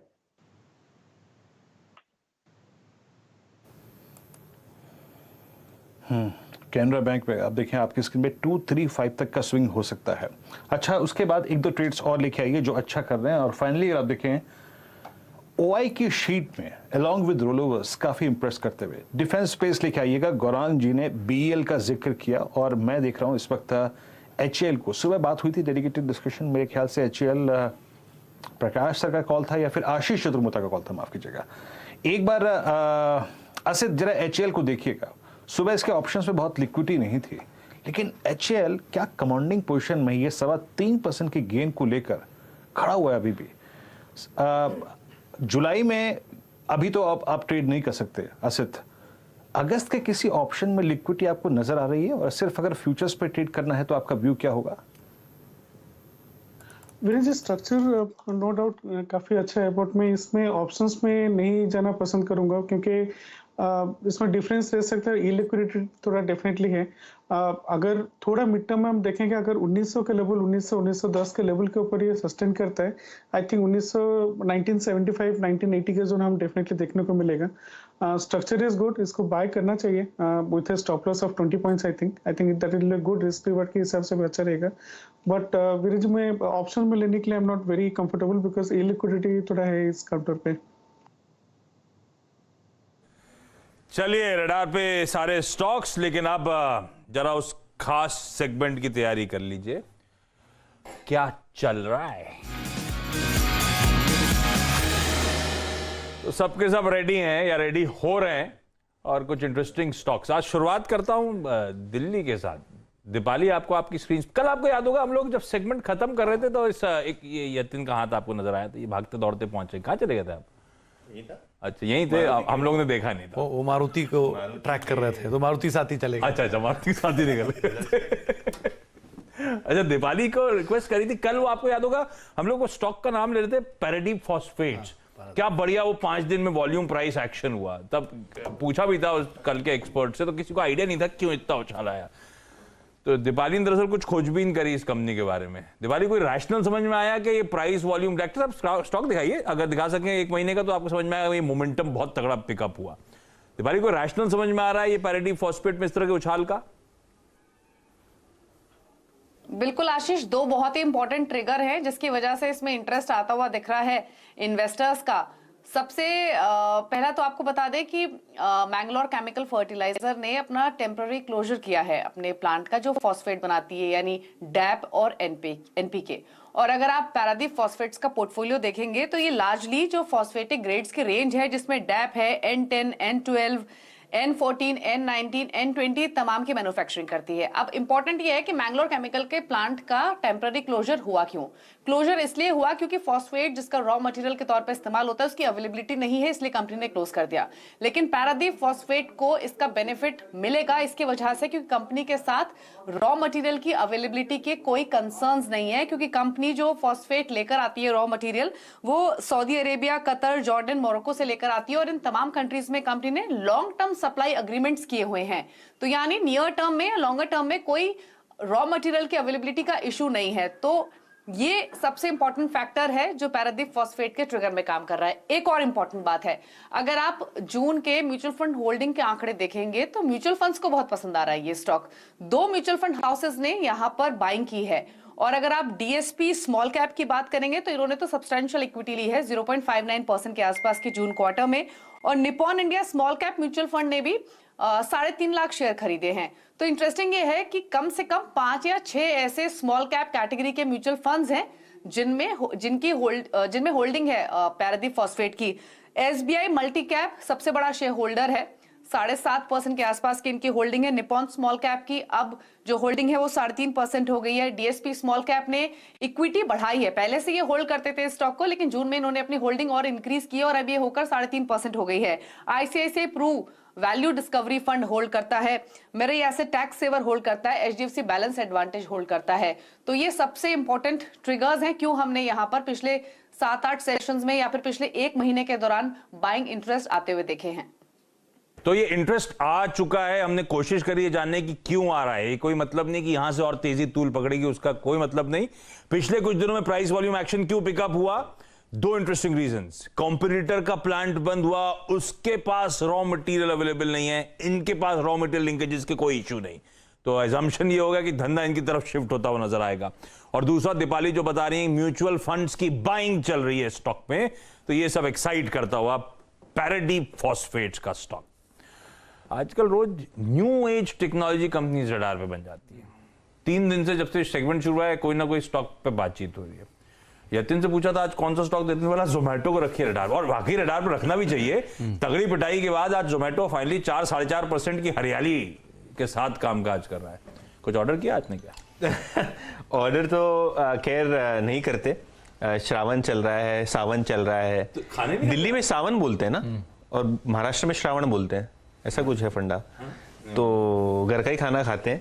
तो वैसे कौन सा बाहर खाना खाते हैं। और जहाँ तक कि जोमेटो का सवाल है, गोरा ब्रोकरेज जो है वो काफ़ी बुलिश है।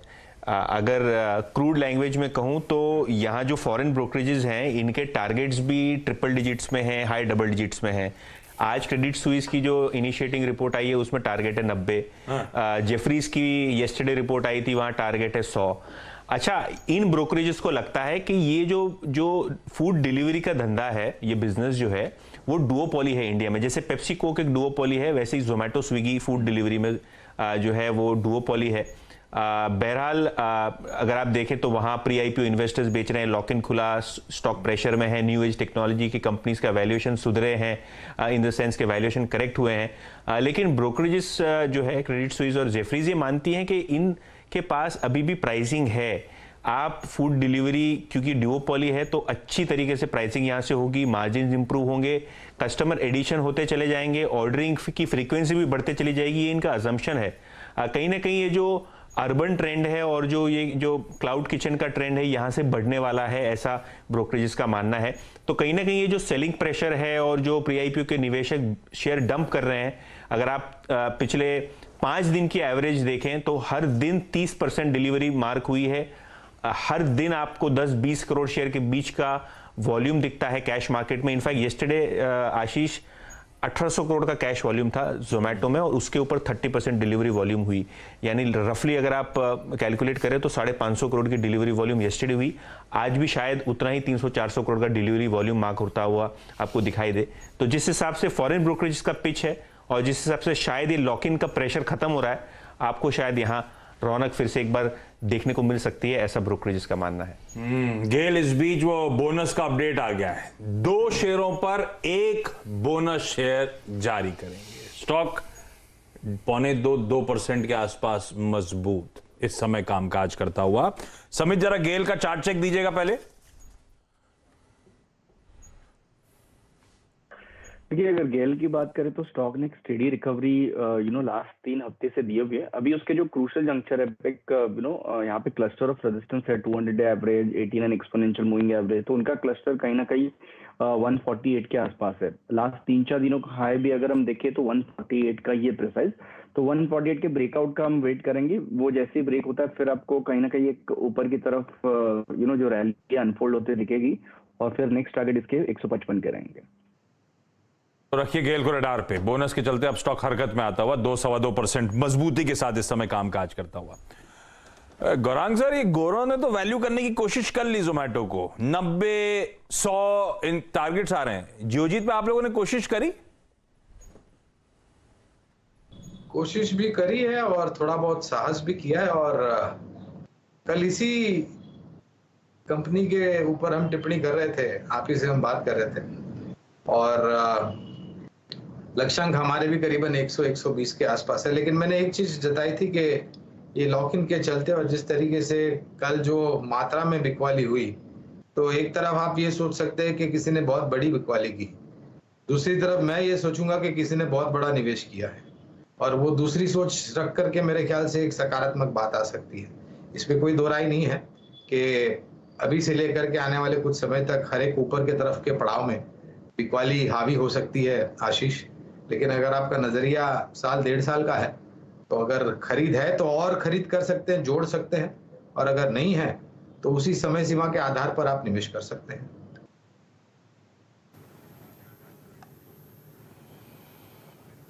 इस बीच आपकी स्क्रीन पर आप देखें लॉरस लैब के नंबर्स भी आते हुए, उसको भी एक बार मेंशन कर देता हूं यहाँ पे। और कंसोलिडेट आय लगभग 1280 करोड़ के आंकड़े से अगर आप देखें बड़ी है। मुनाफा करीब 241 करोड़ से बढ़कर 251 करोड़ रुपए, 10 करोड़ रुपए अगर आप देखें तो यहाँ पे पॉजिटिव डिविडेंड से साल साल में। और यहाँ पे आय 1280 करोड़ से बढ़कर लगभग 1539 करोड़ रुपए रही है। बहुत ही एग्रेसिव स्टॉक है, याद रखिएगा ये, और नंबर्स पे हमेशा बहुत स्ट्रांगली रिएक्ट करता है। आपकी स्क्रीन पे जरा प्लीज एक बार चार्ट चेक लेते हैं इसका। 500 यस एग्जैक्टली, अगर आप देखें इन नंबर्स के साथ आते आते अपने 20 डेमा को रीगेन करता हुआ और एक स्विंग देता हुआ ऊपर की तरफ, और इनफैक्ट डे हाई पर ये स्टॉक आ चुका है। 498 एक चार्ट चेक लेते हैं इस पर। समेत कैसे अप्रोच करेंगे आप इस स्टॉक को? एक वीक स्ट्रक्चर था, एक पुल बैक जनरेट किया इस जुलाई की सीरीज में, आई थिंक ये जून से शुरू हुआ था, और हल्का सा पुल बैक 501.2 सिर्फ मिनट चार्ट्स पे, 5 मिनट चार्ट्स पे अपनी टिप्पणियां, कहां तक का ये स्विंग जनरेट हो सकता है? 200 डेमा प्लेस्ड है 509 पर। समित आपकी राय? देखिए, जैसे वॉल्यूम के साथ ये स्पाइक आ रहा है, आपको नेक्स्ट लेवल 512-516 के इसमें हो सकते हैं, और थोड़ा पोजिशनल पॉइंट ऑफ व्यू से अगर बात करें तो इसके लिए 523-24 का एक इंपॉर्टेंट पड़ाव है।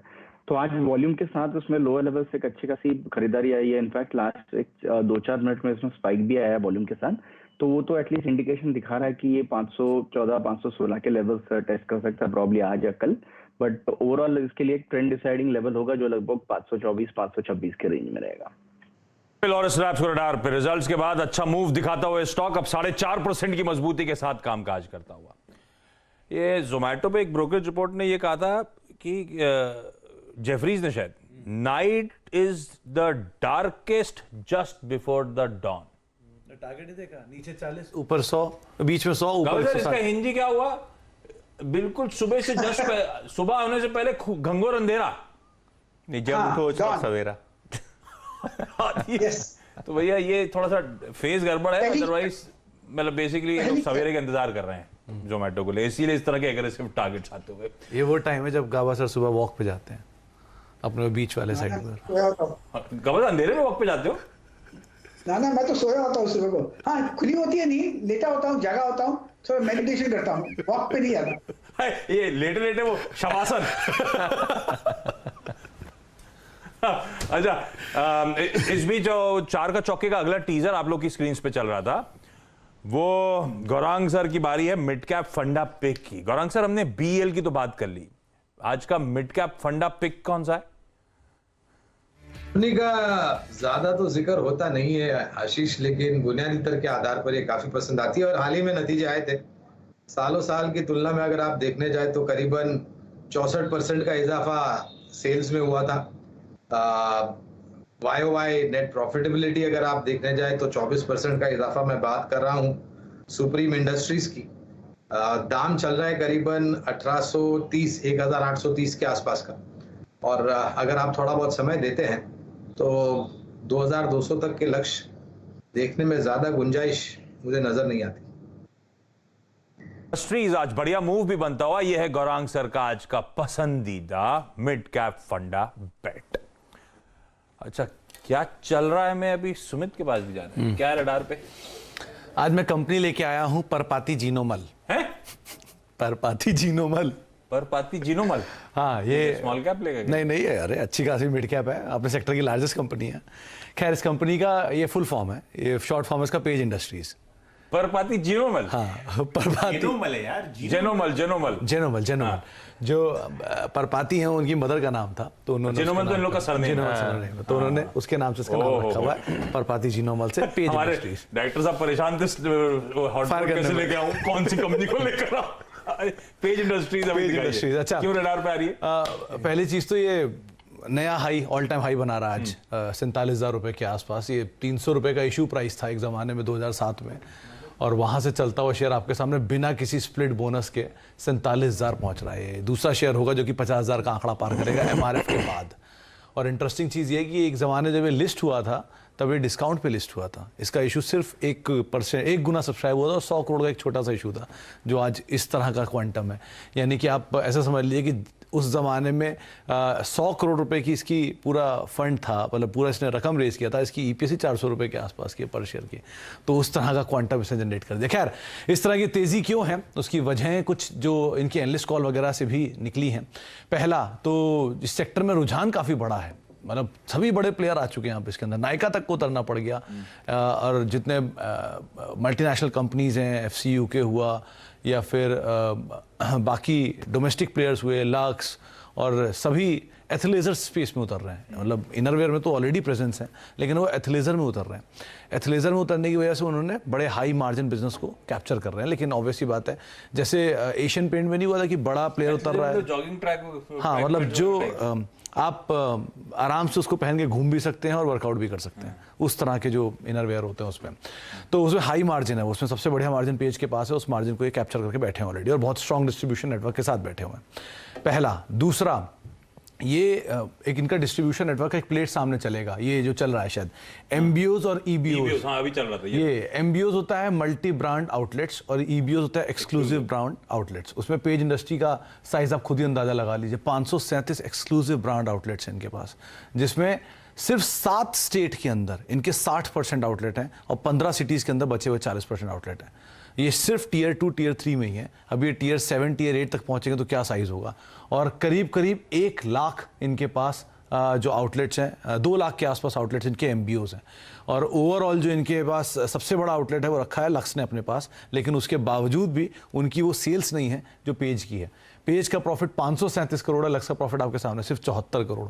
तो इस तरह के हाई मार्जिन बिजनेस को ये इतने बड़े डिस्ट्रीब्यूशन नेटवर्क के साथ काम करते हैं, तो इसीलिए सबसे ज़्यादा प्रीमियम कमांड कर रखा है। 1 करोड़ की महज इक्विटी, 600 रुपये 400 रुपये पर शेयर के आसपास का EPS, कोई स्प्लिट बोनस कभी हुआ नहीं, और जिस तरह की सिचुएशन ट्रैक रिकॉर्ड है, लग भी नहीं रहा कोई इक्विटी बोनस की कोई ज़रूरत होगी। करीब करीब 2040 तक का तो इनके पास ऑलरेडी जॉकी का लाइसेंसिंग एग्रीमेंट है, और फिलीपाइंस का तो अकेले लौते। और वो स्पीडो वीडो भी तो कर लिया, स्पीडो इनके पास है टाई अप, और स्पीडो के 1236 आउटलेट अलग है। और सबसे बढ़िया 2 प्राइस हाइक कर चुके हैं, प्राइसिंग पावर इनके हाथ में है। शॉपर स्टॉप के नंबर्स काफ़ी स्ट्रॉन्ग थे, वो इनके लिए बढ़िया ट्रिगर है, क्योंकि शॉपर स्टॉप MBO में आता है और वो MBO का इतनी स्ट्रॉन्ग डिमांड दिखा रहा है, तो इनके नंबर्स भी अच्छे आने चाहिए ना, तो बाजार उसको भी ट्रैक करना चाहिए। तो ये 50,000 की कड़ी में दूसरा बन जाएगा हमारा, दूसरा बन जाएगा। 47,000 तो पहुंच ही गया, 60,000 पहुंच ही गया। रखिए, वैसे हमने लखटकिया शेयर के नाम से वेट कर रहे थे, हमारे का वहीं से डंडा पड़ गया, तो हाँ, ये भी फ्रेंडों से निकाले उसको, फिर देखिए हो जाएगा। ठीक है, रखिए रडार पे। अच्छा, 4 का चौका में अगला टीजर क्विकली, चंदन तापड़िया साहब के पास हम लोग जा रहे हैं और FNO सुपरस्टार आज का चंदन देंगे। चंदन हाय, गुड आफ्टरनून, वेलकम। मार्केट्स पे बाद में आता हूं, पहले आज का 4 का चौका कंप्लीट कर लूं। आज का FNO सुपरस्टार कौन सा है चंदन? बिल्कुल, नमस्कार आशीष जी। तो हमारा फोकस यहाँ पे capital goods defence related companies पे रहेगा। तो 2 काउंटर में से L&T और HAL में मैंने HAL को सिलेक्ट किया है। HAL में काफी अच्छा पॉजिटिव प्राइस पैटर्न देखने को मिल रहा है, काफी बड़ा शॉर्ट कवरिंग यहाँ पे बना है। इस सीरीज में बात करूं तो 10% के गेन बने और स्टॉक अपने लाइफ टाइम हाई टेरिटरी की तरफ जा रहा है। इवन कल के दिन रेंज बाउंड मूव था जब मार्केट गिरा, और आज के दिन ये होल्ड करके कंटिन्यूस एक परफेक्ट बुलिश कैंडल बना रहा है। तो इसकी वजह से HAL पे खरीदारी की सलाह देंगे। 1895 का स्टॉप लॉस, ऊपर में 2020 तक के टारगेट HAL में बनने चाहिए।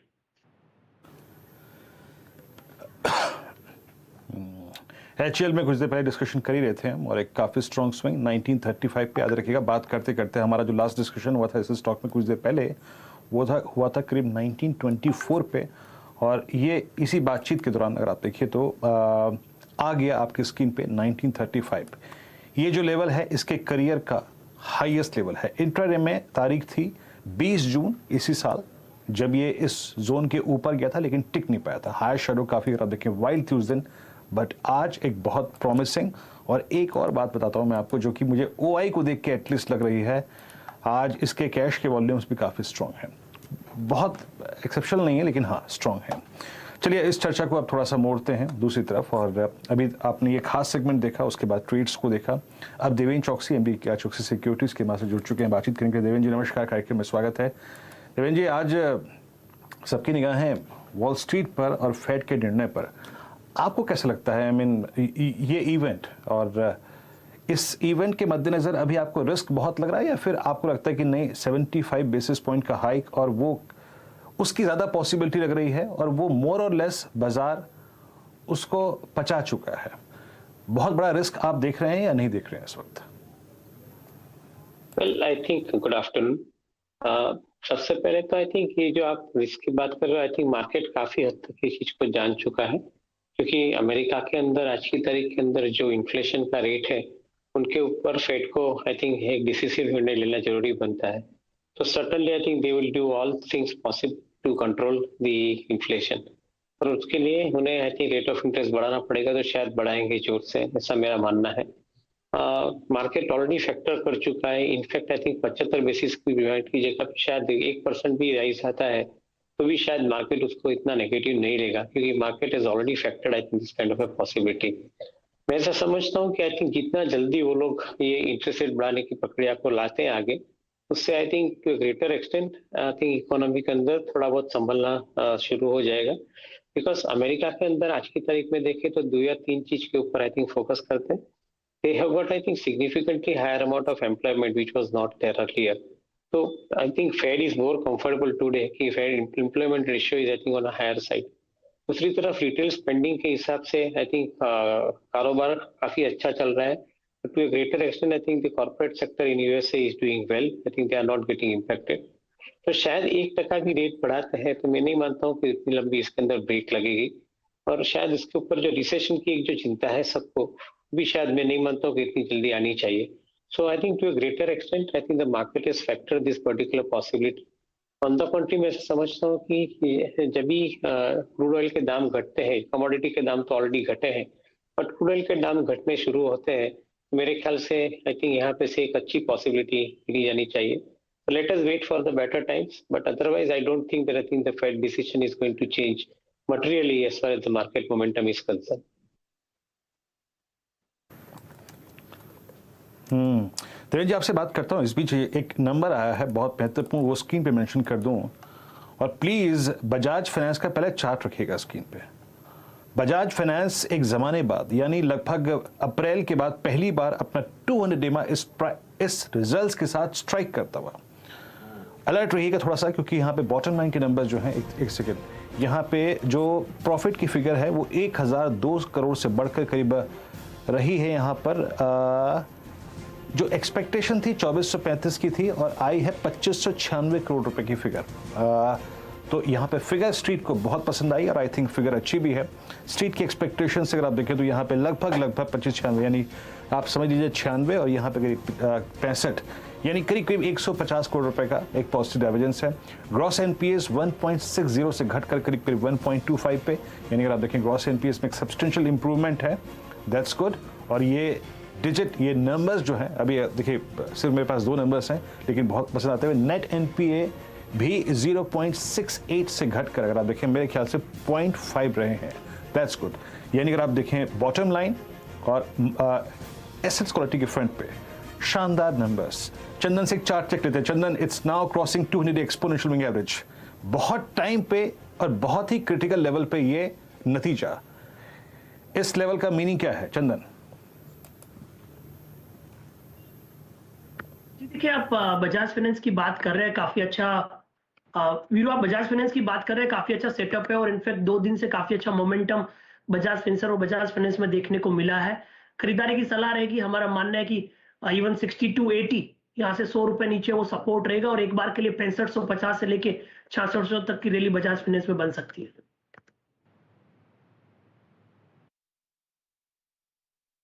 100 तक का अगर आप देखें पॉसिबल स्विंग नजर आ रहा है। देवेंद्र जी, इस बार के अर्निंग सीजन की कहानी यही रही। आई मीन एनबीएफसीज ने, आई मीन जस्ट जब आपसे मैं बात कर रहा हूँ, look at Bajaj finance, strong bottom line, asset quality में एक सब्सटेंशियल इंप्रूवमेंट। और मैं अगर इस बार के नंबर्स को देखूं, लाइक आप देखिए ना, जिस प्रकार के नंबर्स आईसीआईसीआई बैंक ने दिए, जिस प्रकार के नंबर्स इंडसइंड ने दिए, बाजार ने बहुत स्ट्रांगली रिएक्ट किया भी इस नंबर्स में। सर, आपका इस वक्त एनबीएफसीज में और बैंक्स में सबसे स्ट्रांग कन्विक्शन, स्पेशली इस क्वार्टरली नंबर्स के बाद, बना कहां पर है?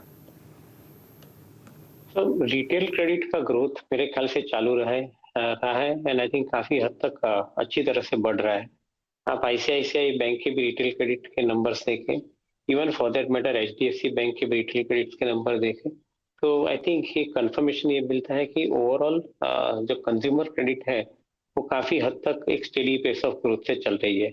Bajaj finance is an exceptional company, क्योंकि उनका जो बिजनेस मॉडल है वो बिजनेस मॉडल आई थिंक काफी सिस्टमेटिकली इंटीग्रेट किया गया हुआ है सबवेशन प्राइसिंग मैकेनिज्म के साथ में। तो वहाँ पे उनको एक स्टेडी रेट ऑफ ग्रोथ कायम मिलती है। I think in most of the places I think Bajaj finance is a preferred choice of A lender for most of the borrowers because I think they integrate their funding along with the product purchase. तो उनका ये I think जो तरीका है काम करने का वो एक अच्छी तरह से इतने सालों से एक अच्छा रिजल्ट दे रहा है।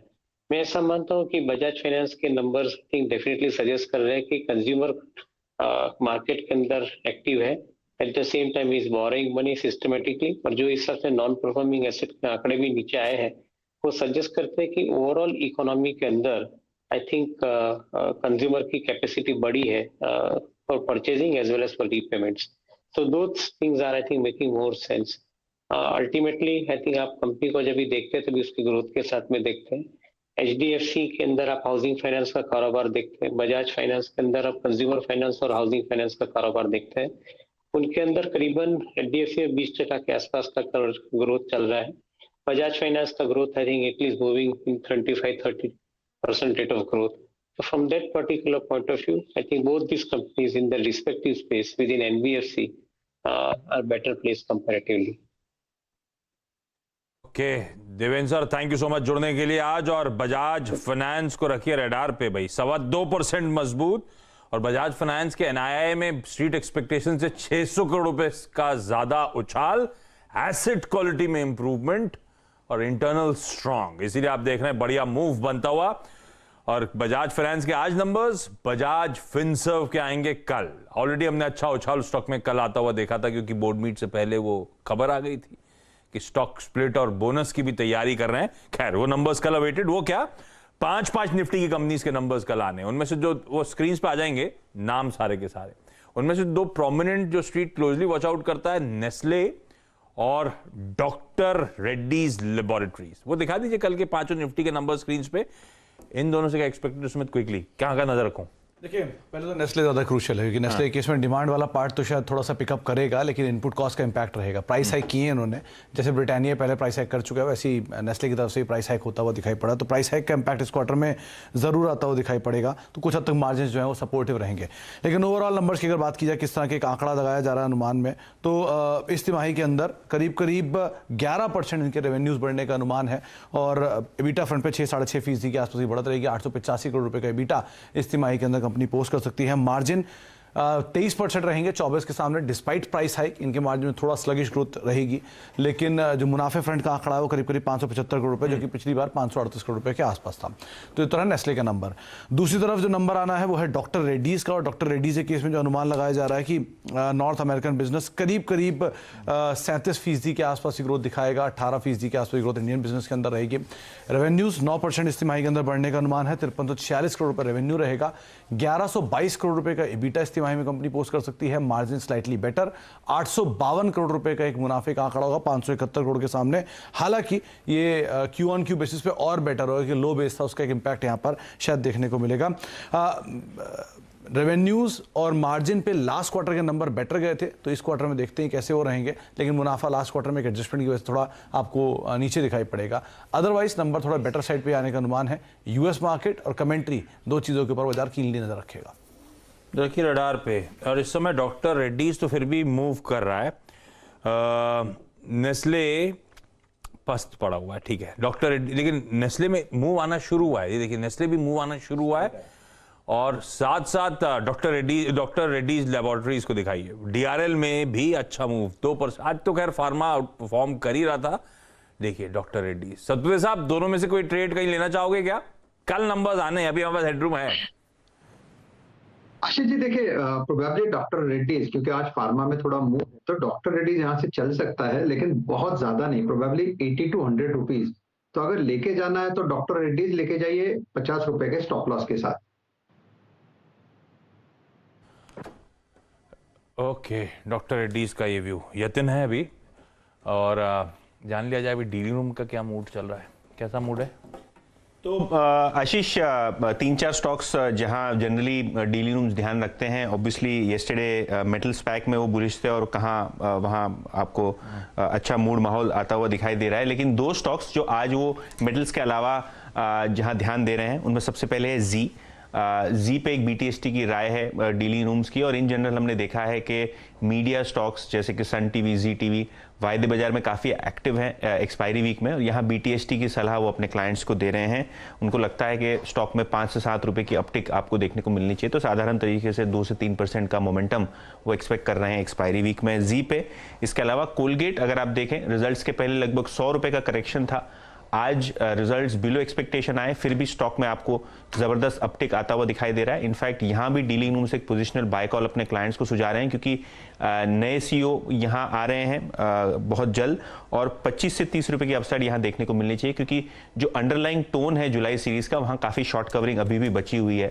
तो कहीं ना कहीं शॉर्ट कवरिंग के एक्सपेक्टेशन पे डीलिंग रूम्स आज सिलेक्टिवली कोलगेट में भी पोजिशन बना रहे हैं लॉन्ग साइड पे।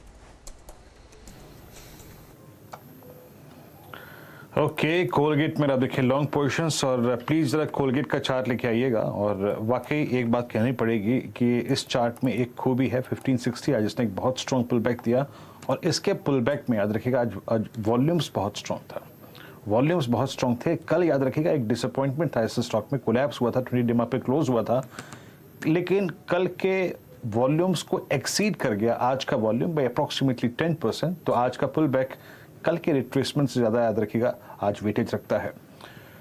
लेकिन इस बीच आपके स्क्रीन पर आप देखें कुछ महत्वपूर्ण खबर आती हुई बीएसएनएल और एमटीएल के संदर्भ में। एमटीएल को एक बार स्टॉक को लिखा गया 24.35 पे ट्रेड करता हुआ, एक स्ट्रॉन्ग स्विंग अगर आप देखें तो यहाँ पर नीचे आता हुआ 24.35 की ट्रेजेक्ट्री में आके ट्रेड करता हुआ। और हमारे साथ इसी खबर पर आप देखें बातचीत करने के लिए मेरे हमारे economic policy editor Lakshman Roy ji मौजूद हैं बात करने के लिए। दरअसल बीएसएनएल के साथ बीबीएनएल के मर्जर का प्रस्ताव को जो है मंजूरी मिल गई है, और इन दोनों कंपनियों के लिए एक इनके वित्त पोषण के लिए, जैसे कहते हैं ना, इनको थोड़ा सा अगर आप देखिए फाइनेंशियली स्ट्रॉन्ग करने के लिए और क्या क्या कदम उठाए गए हैं, इस प्रस्ताव में क्या क्या इंक्लूडेड है, आइए बात करते हैं। लक्ष्मण जी बताइए इस पूरी खबर को विस्तार से। देखिए, दरअसल प्रस्ताव यह है कि बीएसएनएल एमटीएनएल को एक तरह से रिवाइव करने के प्रस्ताव को यहाँ पे मंजूरी मिली है, और ये रिवाइव करने का जो प्रस्ताव है उसके तहत खास बात यह है कि बीएसएनएल को अगले 3 साल तक के लिए सरकारी बॉन्ड जारी करने के लिए मंजूरी मिली है, और ये सरकारी बॉन्ड जो है वो जारी की जाएगी तो उसकी गारंटी सरकार खुद देगी, खास बात यह है। और एमटीएनएल को अगले 2 साल के लिए सरकारी बॉन्ड जारी करने को मंजूरी दी गई है, और ये 17,571 करोड़ रुपए का सरकारी बॉन्ड एमटीएनएल जारी कर सकता है। और उसके बाद जो है सो एमटीएनएल को भी जो सरकारी बॉन्ड जारी करते हैं वहां पे सरकार गारंटी देगी, और खास बात यह है कि ये गारंटी जो दी जाएगी उसकी गारंटी फीस एक होती है, उस गारंटी फीस को भी सरकार ने माफ करने का फैसला लिया है। यानी कोशिश ये है कि एमटीएनएल बीएसएनएल का जो पूरा बैलेंस शीट है उसको कैसे बेहतर से बेहतर किया जाए, ये इसका एक मुख्य मकसद है, और इसी मकसद के तहत जो है ये सरकार ने फैसला लिया है। और इसके अलावा बीएसएनएल और बीबीएनएल के मर्जर के प्रस्ताव को भी यहाँ पे मंजूरी दी गई है, और अभी तक औपचारिक ऐलान नहीं हुआ है। दरअसल ये सूत्रों से मिली जानकारी है, कैबिनेट की बैठक खत्म हो गई है और कैबिनेट की बैठक की औपचारिक जानकारी देने के लिए प्रेस कॉन्फ्रेंस बुलाया गया, लेकिन प्रेस कॉन्फ्रेंस कब होगी अभी उसकी सूचना नहीं आई है। ये सिर्फ सीएनबीसी आवाज के दर्शकों को एक्सक्लूसिव जानकारी मिल रही है कि एमटीएनएल बीएसएनएल के रिवाइवल के प्लान को मंजूरी मिली है, और एमटीएनएल के 17,571 करोड़ रुपए के बॉन्ड जारी करने के प्रस्ताव को मंजूरी दी गई है। बीएसएनएल के लिए 22,000 करोड़ रुपए। जी लक्ष्मण जी, जरा ये BBNL इस कंपनी के बारे में बताइए। देखिए, एक खबर का महत्वपूर्ण हिस्सा तो ये है कि ये दोनों कंपनियां जो हैं अब बॉन्ड जारी कर सकती हैं। एक बहुत महत्वपूर्ण, अगर आप देखें, सब्सटेंशियल अमाउंट है। BSNL के केस में करीब 22,828 और MTNL के केस में 17,571। इस कंपनी के बारे में थोड़ा बताइए, BBNL के बारे में हल्का सा जरा मेरे को। देखिए, BBNL जो है इसको भारत ब्रॉडबैंड निगम लिमिटेड कहते हैं। ये भारत ब्रॉडबैंड निगम लिमिटेड जो है ये BSNL की सब्सिडरी कंपनी है। और दरअसल BSNL सब्सिडरी कंपनी कह ले या फिर दूरसंचार विभाग के तहत एक सरकारी कंपनी है। और इसका लक्ष्य ये होता है कि आपको ग्रामीण इलाकों में, दूसरे इलाकों में जहाँ प्राइवेट कंपनियां दिलचस्पी नहीं दिखा रही हैं, वहां पे आपको ब्रॉडबैंड की पहुंच लानी है। और इसके लिए लगातार ये कोशिश करती रही है कंपनी। तो ये BBNL वही कंपनी है जिसको BSNL के साथ मर्ज कर दिया जा रहा है। तो इसको एक बड़े परिप्रेक्ष्य में देखा जाए वीरेंद्र जी, तो परिप्रेक्ष्य ये है कि सरकार अब तीनों सरकारी कंपनी BSNL, BBNL, MTNL तीनों को मर्ज करने की तरफ कदम बढ़ा रही है। और इसी कदम के तहत एक चरण ये है कि BSNL, BBNL को अभी मर्ज किया हमने, MTNL को क्या बैलेंस शीट ठीक करेंगे, फिर MTNL, BSNL को मर्ज करेंगे। तो इसी के चरण के तहत ये पहला चरण कह सकते हैं सरकार का।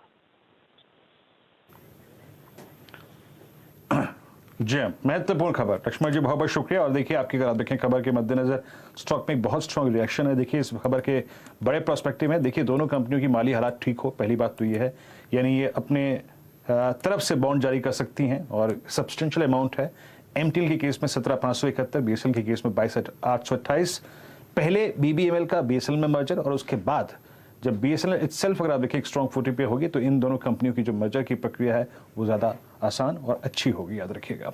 लक्ष्मण जी, बहुत बहुत शुक्रिया। लुक एट MTNL आपकी स्क्रीन पे 25.65, आपकी स्क्रीन पे अब करीब ₹3.30 ऊपर, करीब 0.15% के इजाफे के साथ। लक्ष्मण जी, बहुत बहुत शुक्रिया इस खबर के लिए। नाउ मार्केट से डे हाई 16,641 आपकी स्क्रीन पर और निफ्टी बैंक 36,777 दिन के सर्वोच्च रुपया का डेट कर रहा है। डायरेक्टर साहब, इससे पहले कि हम मोमेंटम कॉल्स का क्रम शुरू करें, प्लीज जरा एक बार आप ये जरा लेके आइए डाउ फ्यूचर्स और मेरे को यूरोपियन मार्केट्स दिखाइए। देखिए, आपको पूरी भूमिका आशीष ने शुरू में ही कार्यक्रम की दिखा दी थी।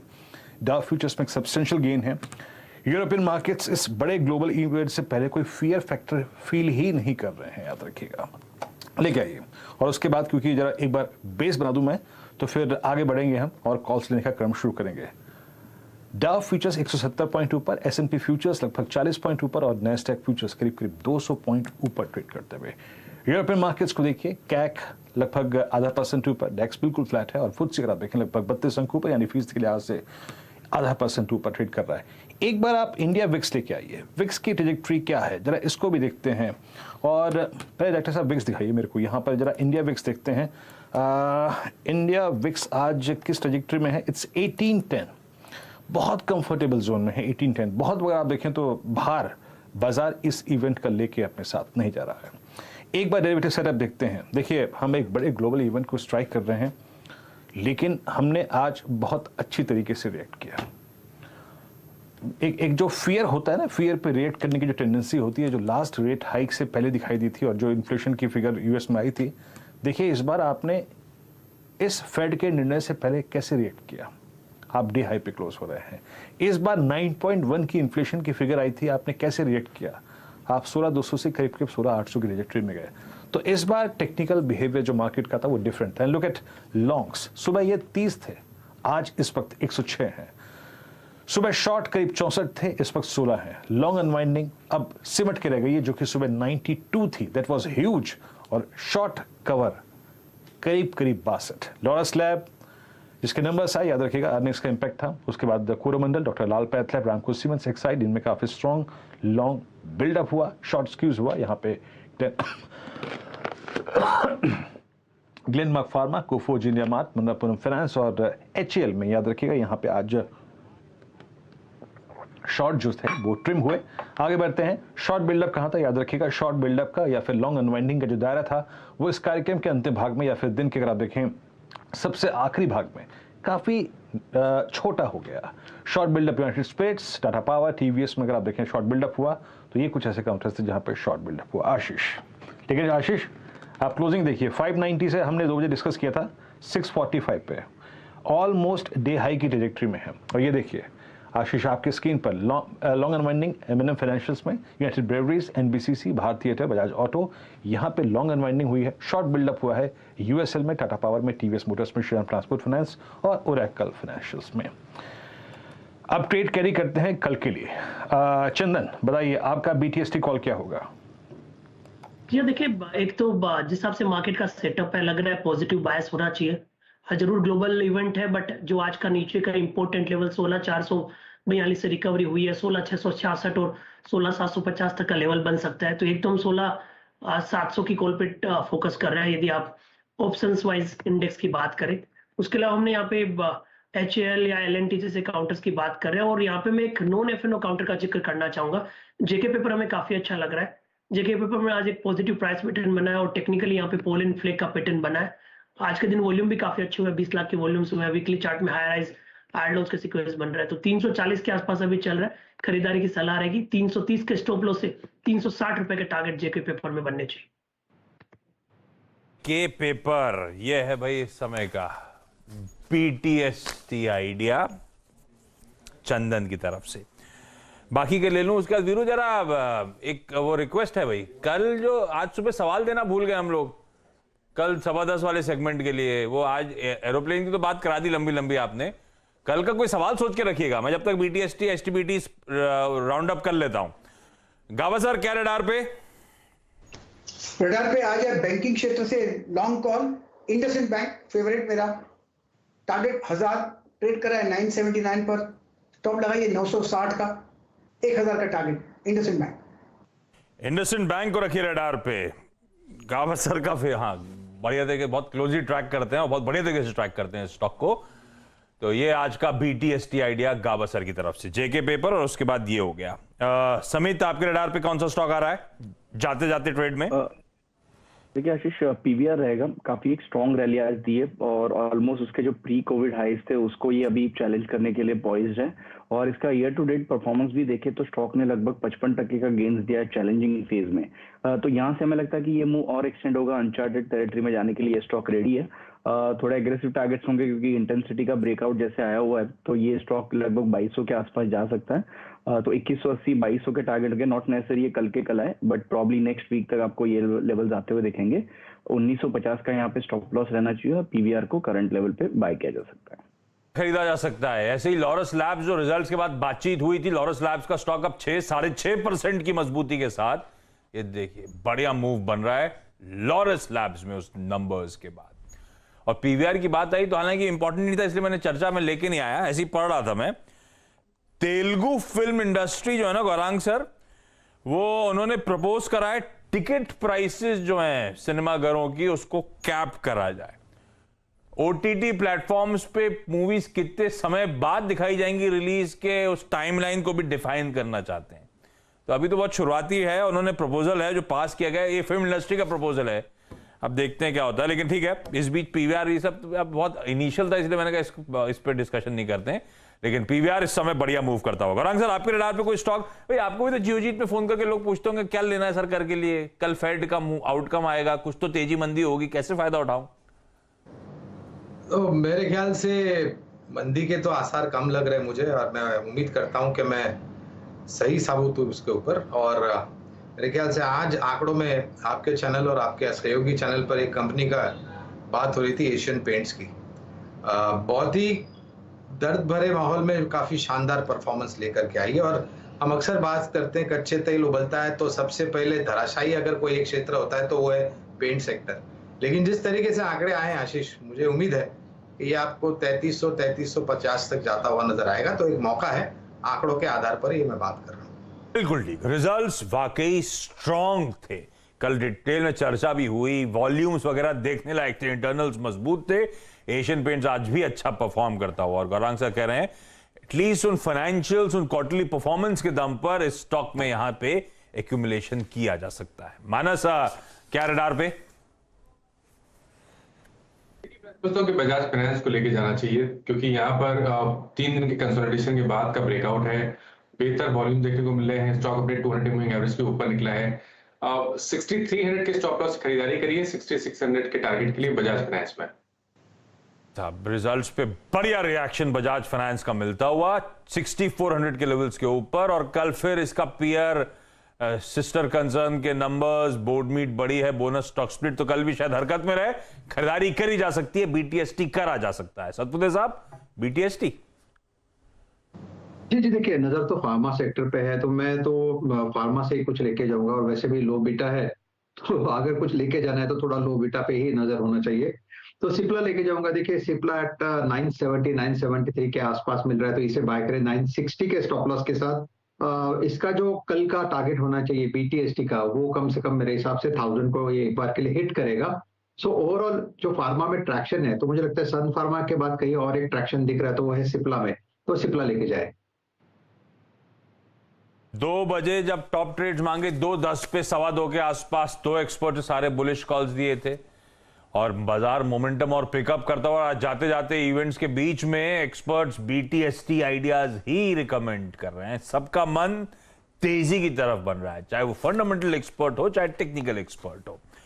अच्छा, ये हो गए आपके सारे ट्रेड्स। क्या क्या कैरी कर रहे हैं हम लोग? इंडसइंड बैंक में लॉन्ग, सिप्ला में लॉन्ग, बजाज फाइनेंस पर लॉन्ग, पीवीआर पर लॉन्ग, और जेके पेपर भी है एक्सपर्ट्स के रडार पे। साथ साथ गौरांग सर कह रहे हैं रिजल्ट्स के दम पर एशियन पेंट्स को एक्यूमुलेट इन लेवल्स पर भी 3100-3200 के जोन्स पर एक्यूमुलेट किया जा सकता है 3350 के लक्ष्य के लिए। फिर क्वेश्चन सोचा क्या कल सुबह के लिए?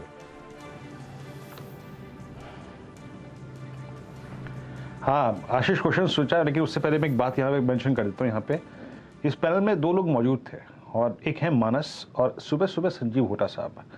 मैं दरअसल ओआई की शीट को स्कैन कर रहा था आशीष, और एनबीएफसीज में जो आज ओआई एडिशन हुआ है ना, वो गजब, और Canfin homes top OI gainers में से एक है। ये संजीव होटा साहब की सुबह कॉल थी, और ये मानस की भी कॉल थी। मानस आपकी कॉल ने गजब, अगर आप देखें, और ये इस दौर की हाईएस्ट ट्रैजेक्टरी में। इसको कैरी कर लें क्या, जो हमारे व्यूअर्स लेके जा रहे हैं, कैरी कर लें क्या? और इस पे कोई ऑप्शन ट्रेड बनता है क्या, एट द मनी या फिर स्लाइटली आउट ऑफ मनी अगस्त का, संक्षेप में? जी, तो देखिए यहाँ पर ट्रेंड तो बिल्कुल पॉजिटिव बना हुआ है। हाई टॉप्स हायर बॉटम्स का ट्रेंड है, 200 मूविंग एवरेज के ऊपर ट्रेड कर रहा है, और मेरा समझना है कि यहाँ पर करीब 590 तक के भाव आपको देखने को मिल सकते हैं। तो 570 का कॉल ऑप्शन लीजिए अगस्त मंथ का। बहुत ज्यादा लिक्विडिटी नहीं है, बट फिर भी आई थिंक कुछ क्वांटिटी लेना होगा तो आप ट्रेड कर सकते हैं। तो कैनफिन होम्स का 570 का कॉल ऑप्शन 25 रुपए के आसपास ट्रेड कर रहा है, वहां पर आप खरीदारी करिए 19 रुपए के स्टॉप लॉस से 40 रुपए के टारगेट के लिए। चलिए, तो ये अगर आप देखें तो आपका 570 का कॉल ऑप्शन और फ्यूचर्स पर आया है। अब आते हैं सवाल पे। आशीष, हम सबकी तमन्ना होती है डाइटिंग की, जनाब महीने भर में 5 किलो, और या फिर साल भर में करीब करीब 10 किलो वेट, 6 किलो वेट घट जाए, सबकी तमन्ना होती है। एक अनुमान लगाइए आशीष कि जो एक फार्मूला 1 रेस होती है ना, उसका ड्राइवर एक रेस में कितना वेट लूज करता है? आपको अंदाजा है आशीष? में कि यही है आज का सवाल। आप नहीं, एक रेस जब शुरू होती है, जैसे यहाँ बुद्धा इंटरनेशनल सर्किट में रेस शुरू होती थी, उसके 15 स्टेचेस हैं। जब वो एक रेस शुरू होती है, आप अंदाजा नहीं लगा पाएंगे। इसलिए कह रहा हूँ आज का प्रश्न ये है कि जाइए और पढ़िए। वो देखने में बहुत ग्लैमरस वर्ल्ड है ये, लेकिन वाकई एक जो ड्राइवर होता है फार्मूला 1 का, वो एक रेस के लिए कितनी मेहनत मशक्कत करता है, कितना पसीना बहाता है, और एक रेस में कितना वेट शेड करता है, यही है आज का प्रश्न आशीष। चलिए, तो भाई वो एक रेस में कितना वेट एक F1 फॉर्मूला 1 ड्राइवर शेड करता है, इस आंसर को ढूंढ के लाएंगे हम सब के सब। कल सुबह 10:15 10:20 के आसपास फिर से इस क्वेश्चन के आंसर को ढूंढा जाएगा और आपके सामने प्रेजेंट करने की। भाई इंटरेस्टिंग क्वेश्चन, ठीक है भाई, इसका आंसर ढूंढते हैं। इस बीच कल के नंबर से पहले डॉक्टर लाल पैथलैब्स को स्क्रीन पर लेकर आइए। कल रिजल्ट्स आने 4.5% मजबूती के साथ डॉक्टर लाल इस समय कामकाज करता हुआ।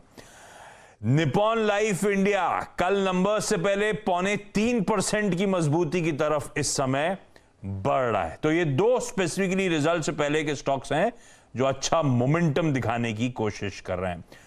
डॉक्टर लाल क्योंकि अच्छा मूव दिखा रहा है, कल इवेंट भी है, क्विकली इस पे मानस जरा देख के बताइए, कुछ मन बन रहा है क्या? देखिए डॉक्टर लाल पैथलक की अगर बात करिए तो 4 दिनों के कंसोलिडेशन के बाद 50-डे मूविंग एवरेज ब्रीच हुए हैं, तो ब्रेकआउट केस है, वॉल्यूम देखने को मिले हैं, करंट लेवल्स पे खरीदारी करने की राय रहेगी। 2110 के एक पोजीशन ट्रेड लीजिए, 2110 का स्टॉप लॉस लगाइए, लेकिन ऊपर की तरफ टारगेट भी बड़े आते हैं, 2375 तक के टारगेट आपको देखने को मिल सकते हैं। इस बीच वो तांला प्लेटफॉर्म्स दूसरा दिन हो गया 20% के लोअर सर्किट पे अब लॉक्ड है। वो यूनाइटेड स्पिरिट 7% का कट है। गौरांग सर, इतने खराब थे क्या नंबर्स? खराब नहीं थे, लेकिन मेरे ख्याल से उम्मीद ज्यादा थी, ये आप कह सकते हैं। और शायद जिस तरीके का एक माहौल रहा है खपत को लेकर के, तो बड़े तौर पर अनुमान लगाया जा रहा था कि शायद उम्मीद से बेहतर आएंगे नतीजे। और जब कभी भी आशीष किसी भी कंपनी में, खास करके ये जो बेवरेजेस वाली कंपनियां हैं, वहां पर अगर नतीजे उम्मीद से खराब आते हैं तो मेरे ख्याल से दोगुनी फटकार बाजार इसको लगाता है। तो असर है, शायद कल तक दिखेगा, लेकिन उसके बाद मेरे ख्याल से लोग वैल्यू बाय के रूप में देखना चाहेंगे इसको।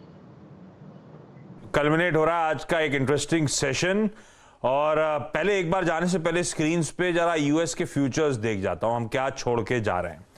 अमेरिकन फ्यूचर्स इस समय आधे से 1.5% की बढ़िया मजबूती के साथ ट्रेड करते हुए, डाउ 160 अंकों की मजबूती हम डाइजेस्ट कर रहे हैं। आज का इंट्राडे आपकी स्क्रीन्स पर शुरुआती डिप से जो उभरे, फाइनली दिन के हाईस पे जाके भारतीय बाजार बंद होते हुए नजर आए।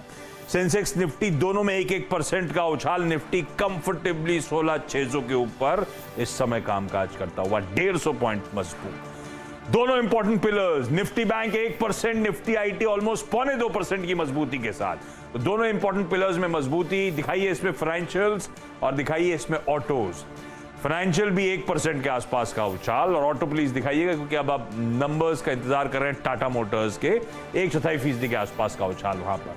मिड कैप्स 1% ऊपर बंद होंगे, स्मॉल कैप्स में भी थोड़ा सा पस्त, तो इसीलिए आप देख रहे हैं ब्रेथ जो है लार्जली लार्ज कैप्स में ज्यादा momentum. Breath almost 1:1 slightly advances के फेवर में नजर आएगी, लेकिन इवेंचुअली ये मोटा मोटी 1.25:1, 5:4 का रेशियो कह लीजिए, वो ब्रेथ नजर आ रही है। क्विकली 50 स्टॉक्स दिखा दीजिए किस तरह की क्लोजिंग हुई है, उसके बाद प्रोविजनल क्लोज आ गया 16,640 का, 158 पॉइंट्स का उछाल, और बढ़िया सेशन पैन आउट हुआ इस तमाम इवेंट्स के बीच। सन फार्मा, दिवीज लेबोरेटरीज, वो pharmaceutical stock, doctor Reddy, Cipla, सब हरकत में आते हुए अच्छा मूव दिखाते हुए नजर आएंगे। श्री सीमेंट के कल रिजल्ट्स हैं, UltraTech, cement pack, even Grasim मजबूत। एशियन पेंट्स की चर्चा हो रही थी, एशियन पेंट्स अच्छी मजबूती के साथ फिर से कामकाज करता हो। नंबर्स अच्छे कल थे, आज भी वो फॉलो अप अच्छा सेशन एशियन पेंट्स के लिहाज से।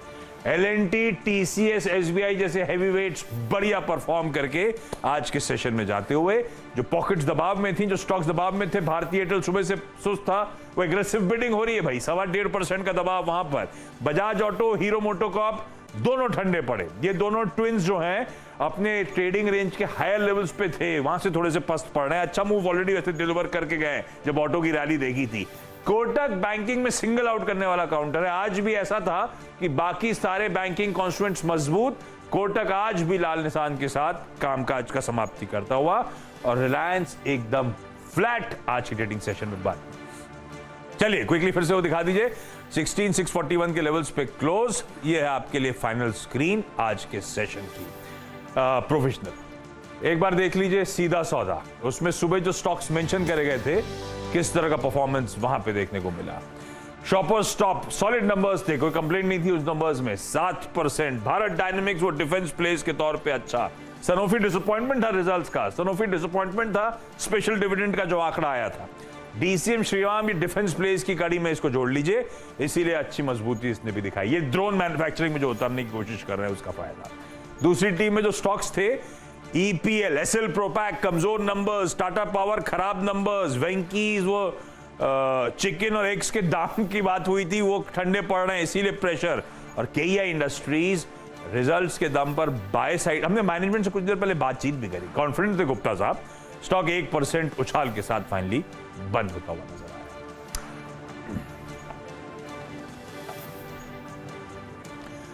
लेकिन वीरू, चलिए तो एक शानदार क्लोज एक बड़े ग्लोबल इवेंट से पहले, और हम डे हाई के जोन में क्लोज हुए आशीष। तो पिछले बार की बैठक से पहले बाजार का मूव, बाजार का बिहेवियर आशीष, और इस बार का बिहेवियर यकीनन जमीन आसमान का अंतर है। अब वो खैर आज रात में या तो 11:30 तक जगिएगा आउटकम देखने के लिए, या फिर सुबह 7 बजे तड़के जो उठिएगा तो हम आपको बताएंगे क्या निकल के आया उस फेड की मीट से। मुलाकात होती है 7 बजे, और 8 बजे फिर वीरू के साथ हम लोग कंटिन्यूस मार्केट्स पे चर्चा करते रहेंगे। आज के लिए इतना ही। स्लीप टाइट, कल सुबह एक और इंटरेस्टिंग सेशन के लिए ब्रेसअप करना है।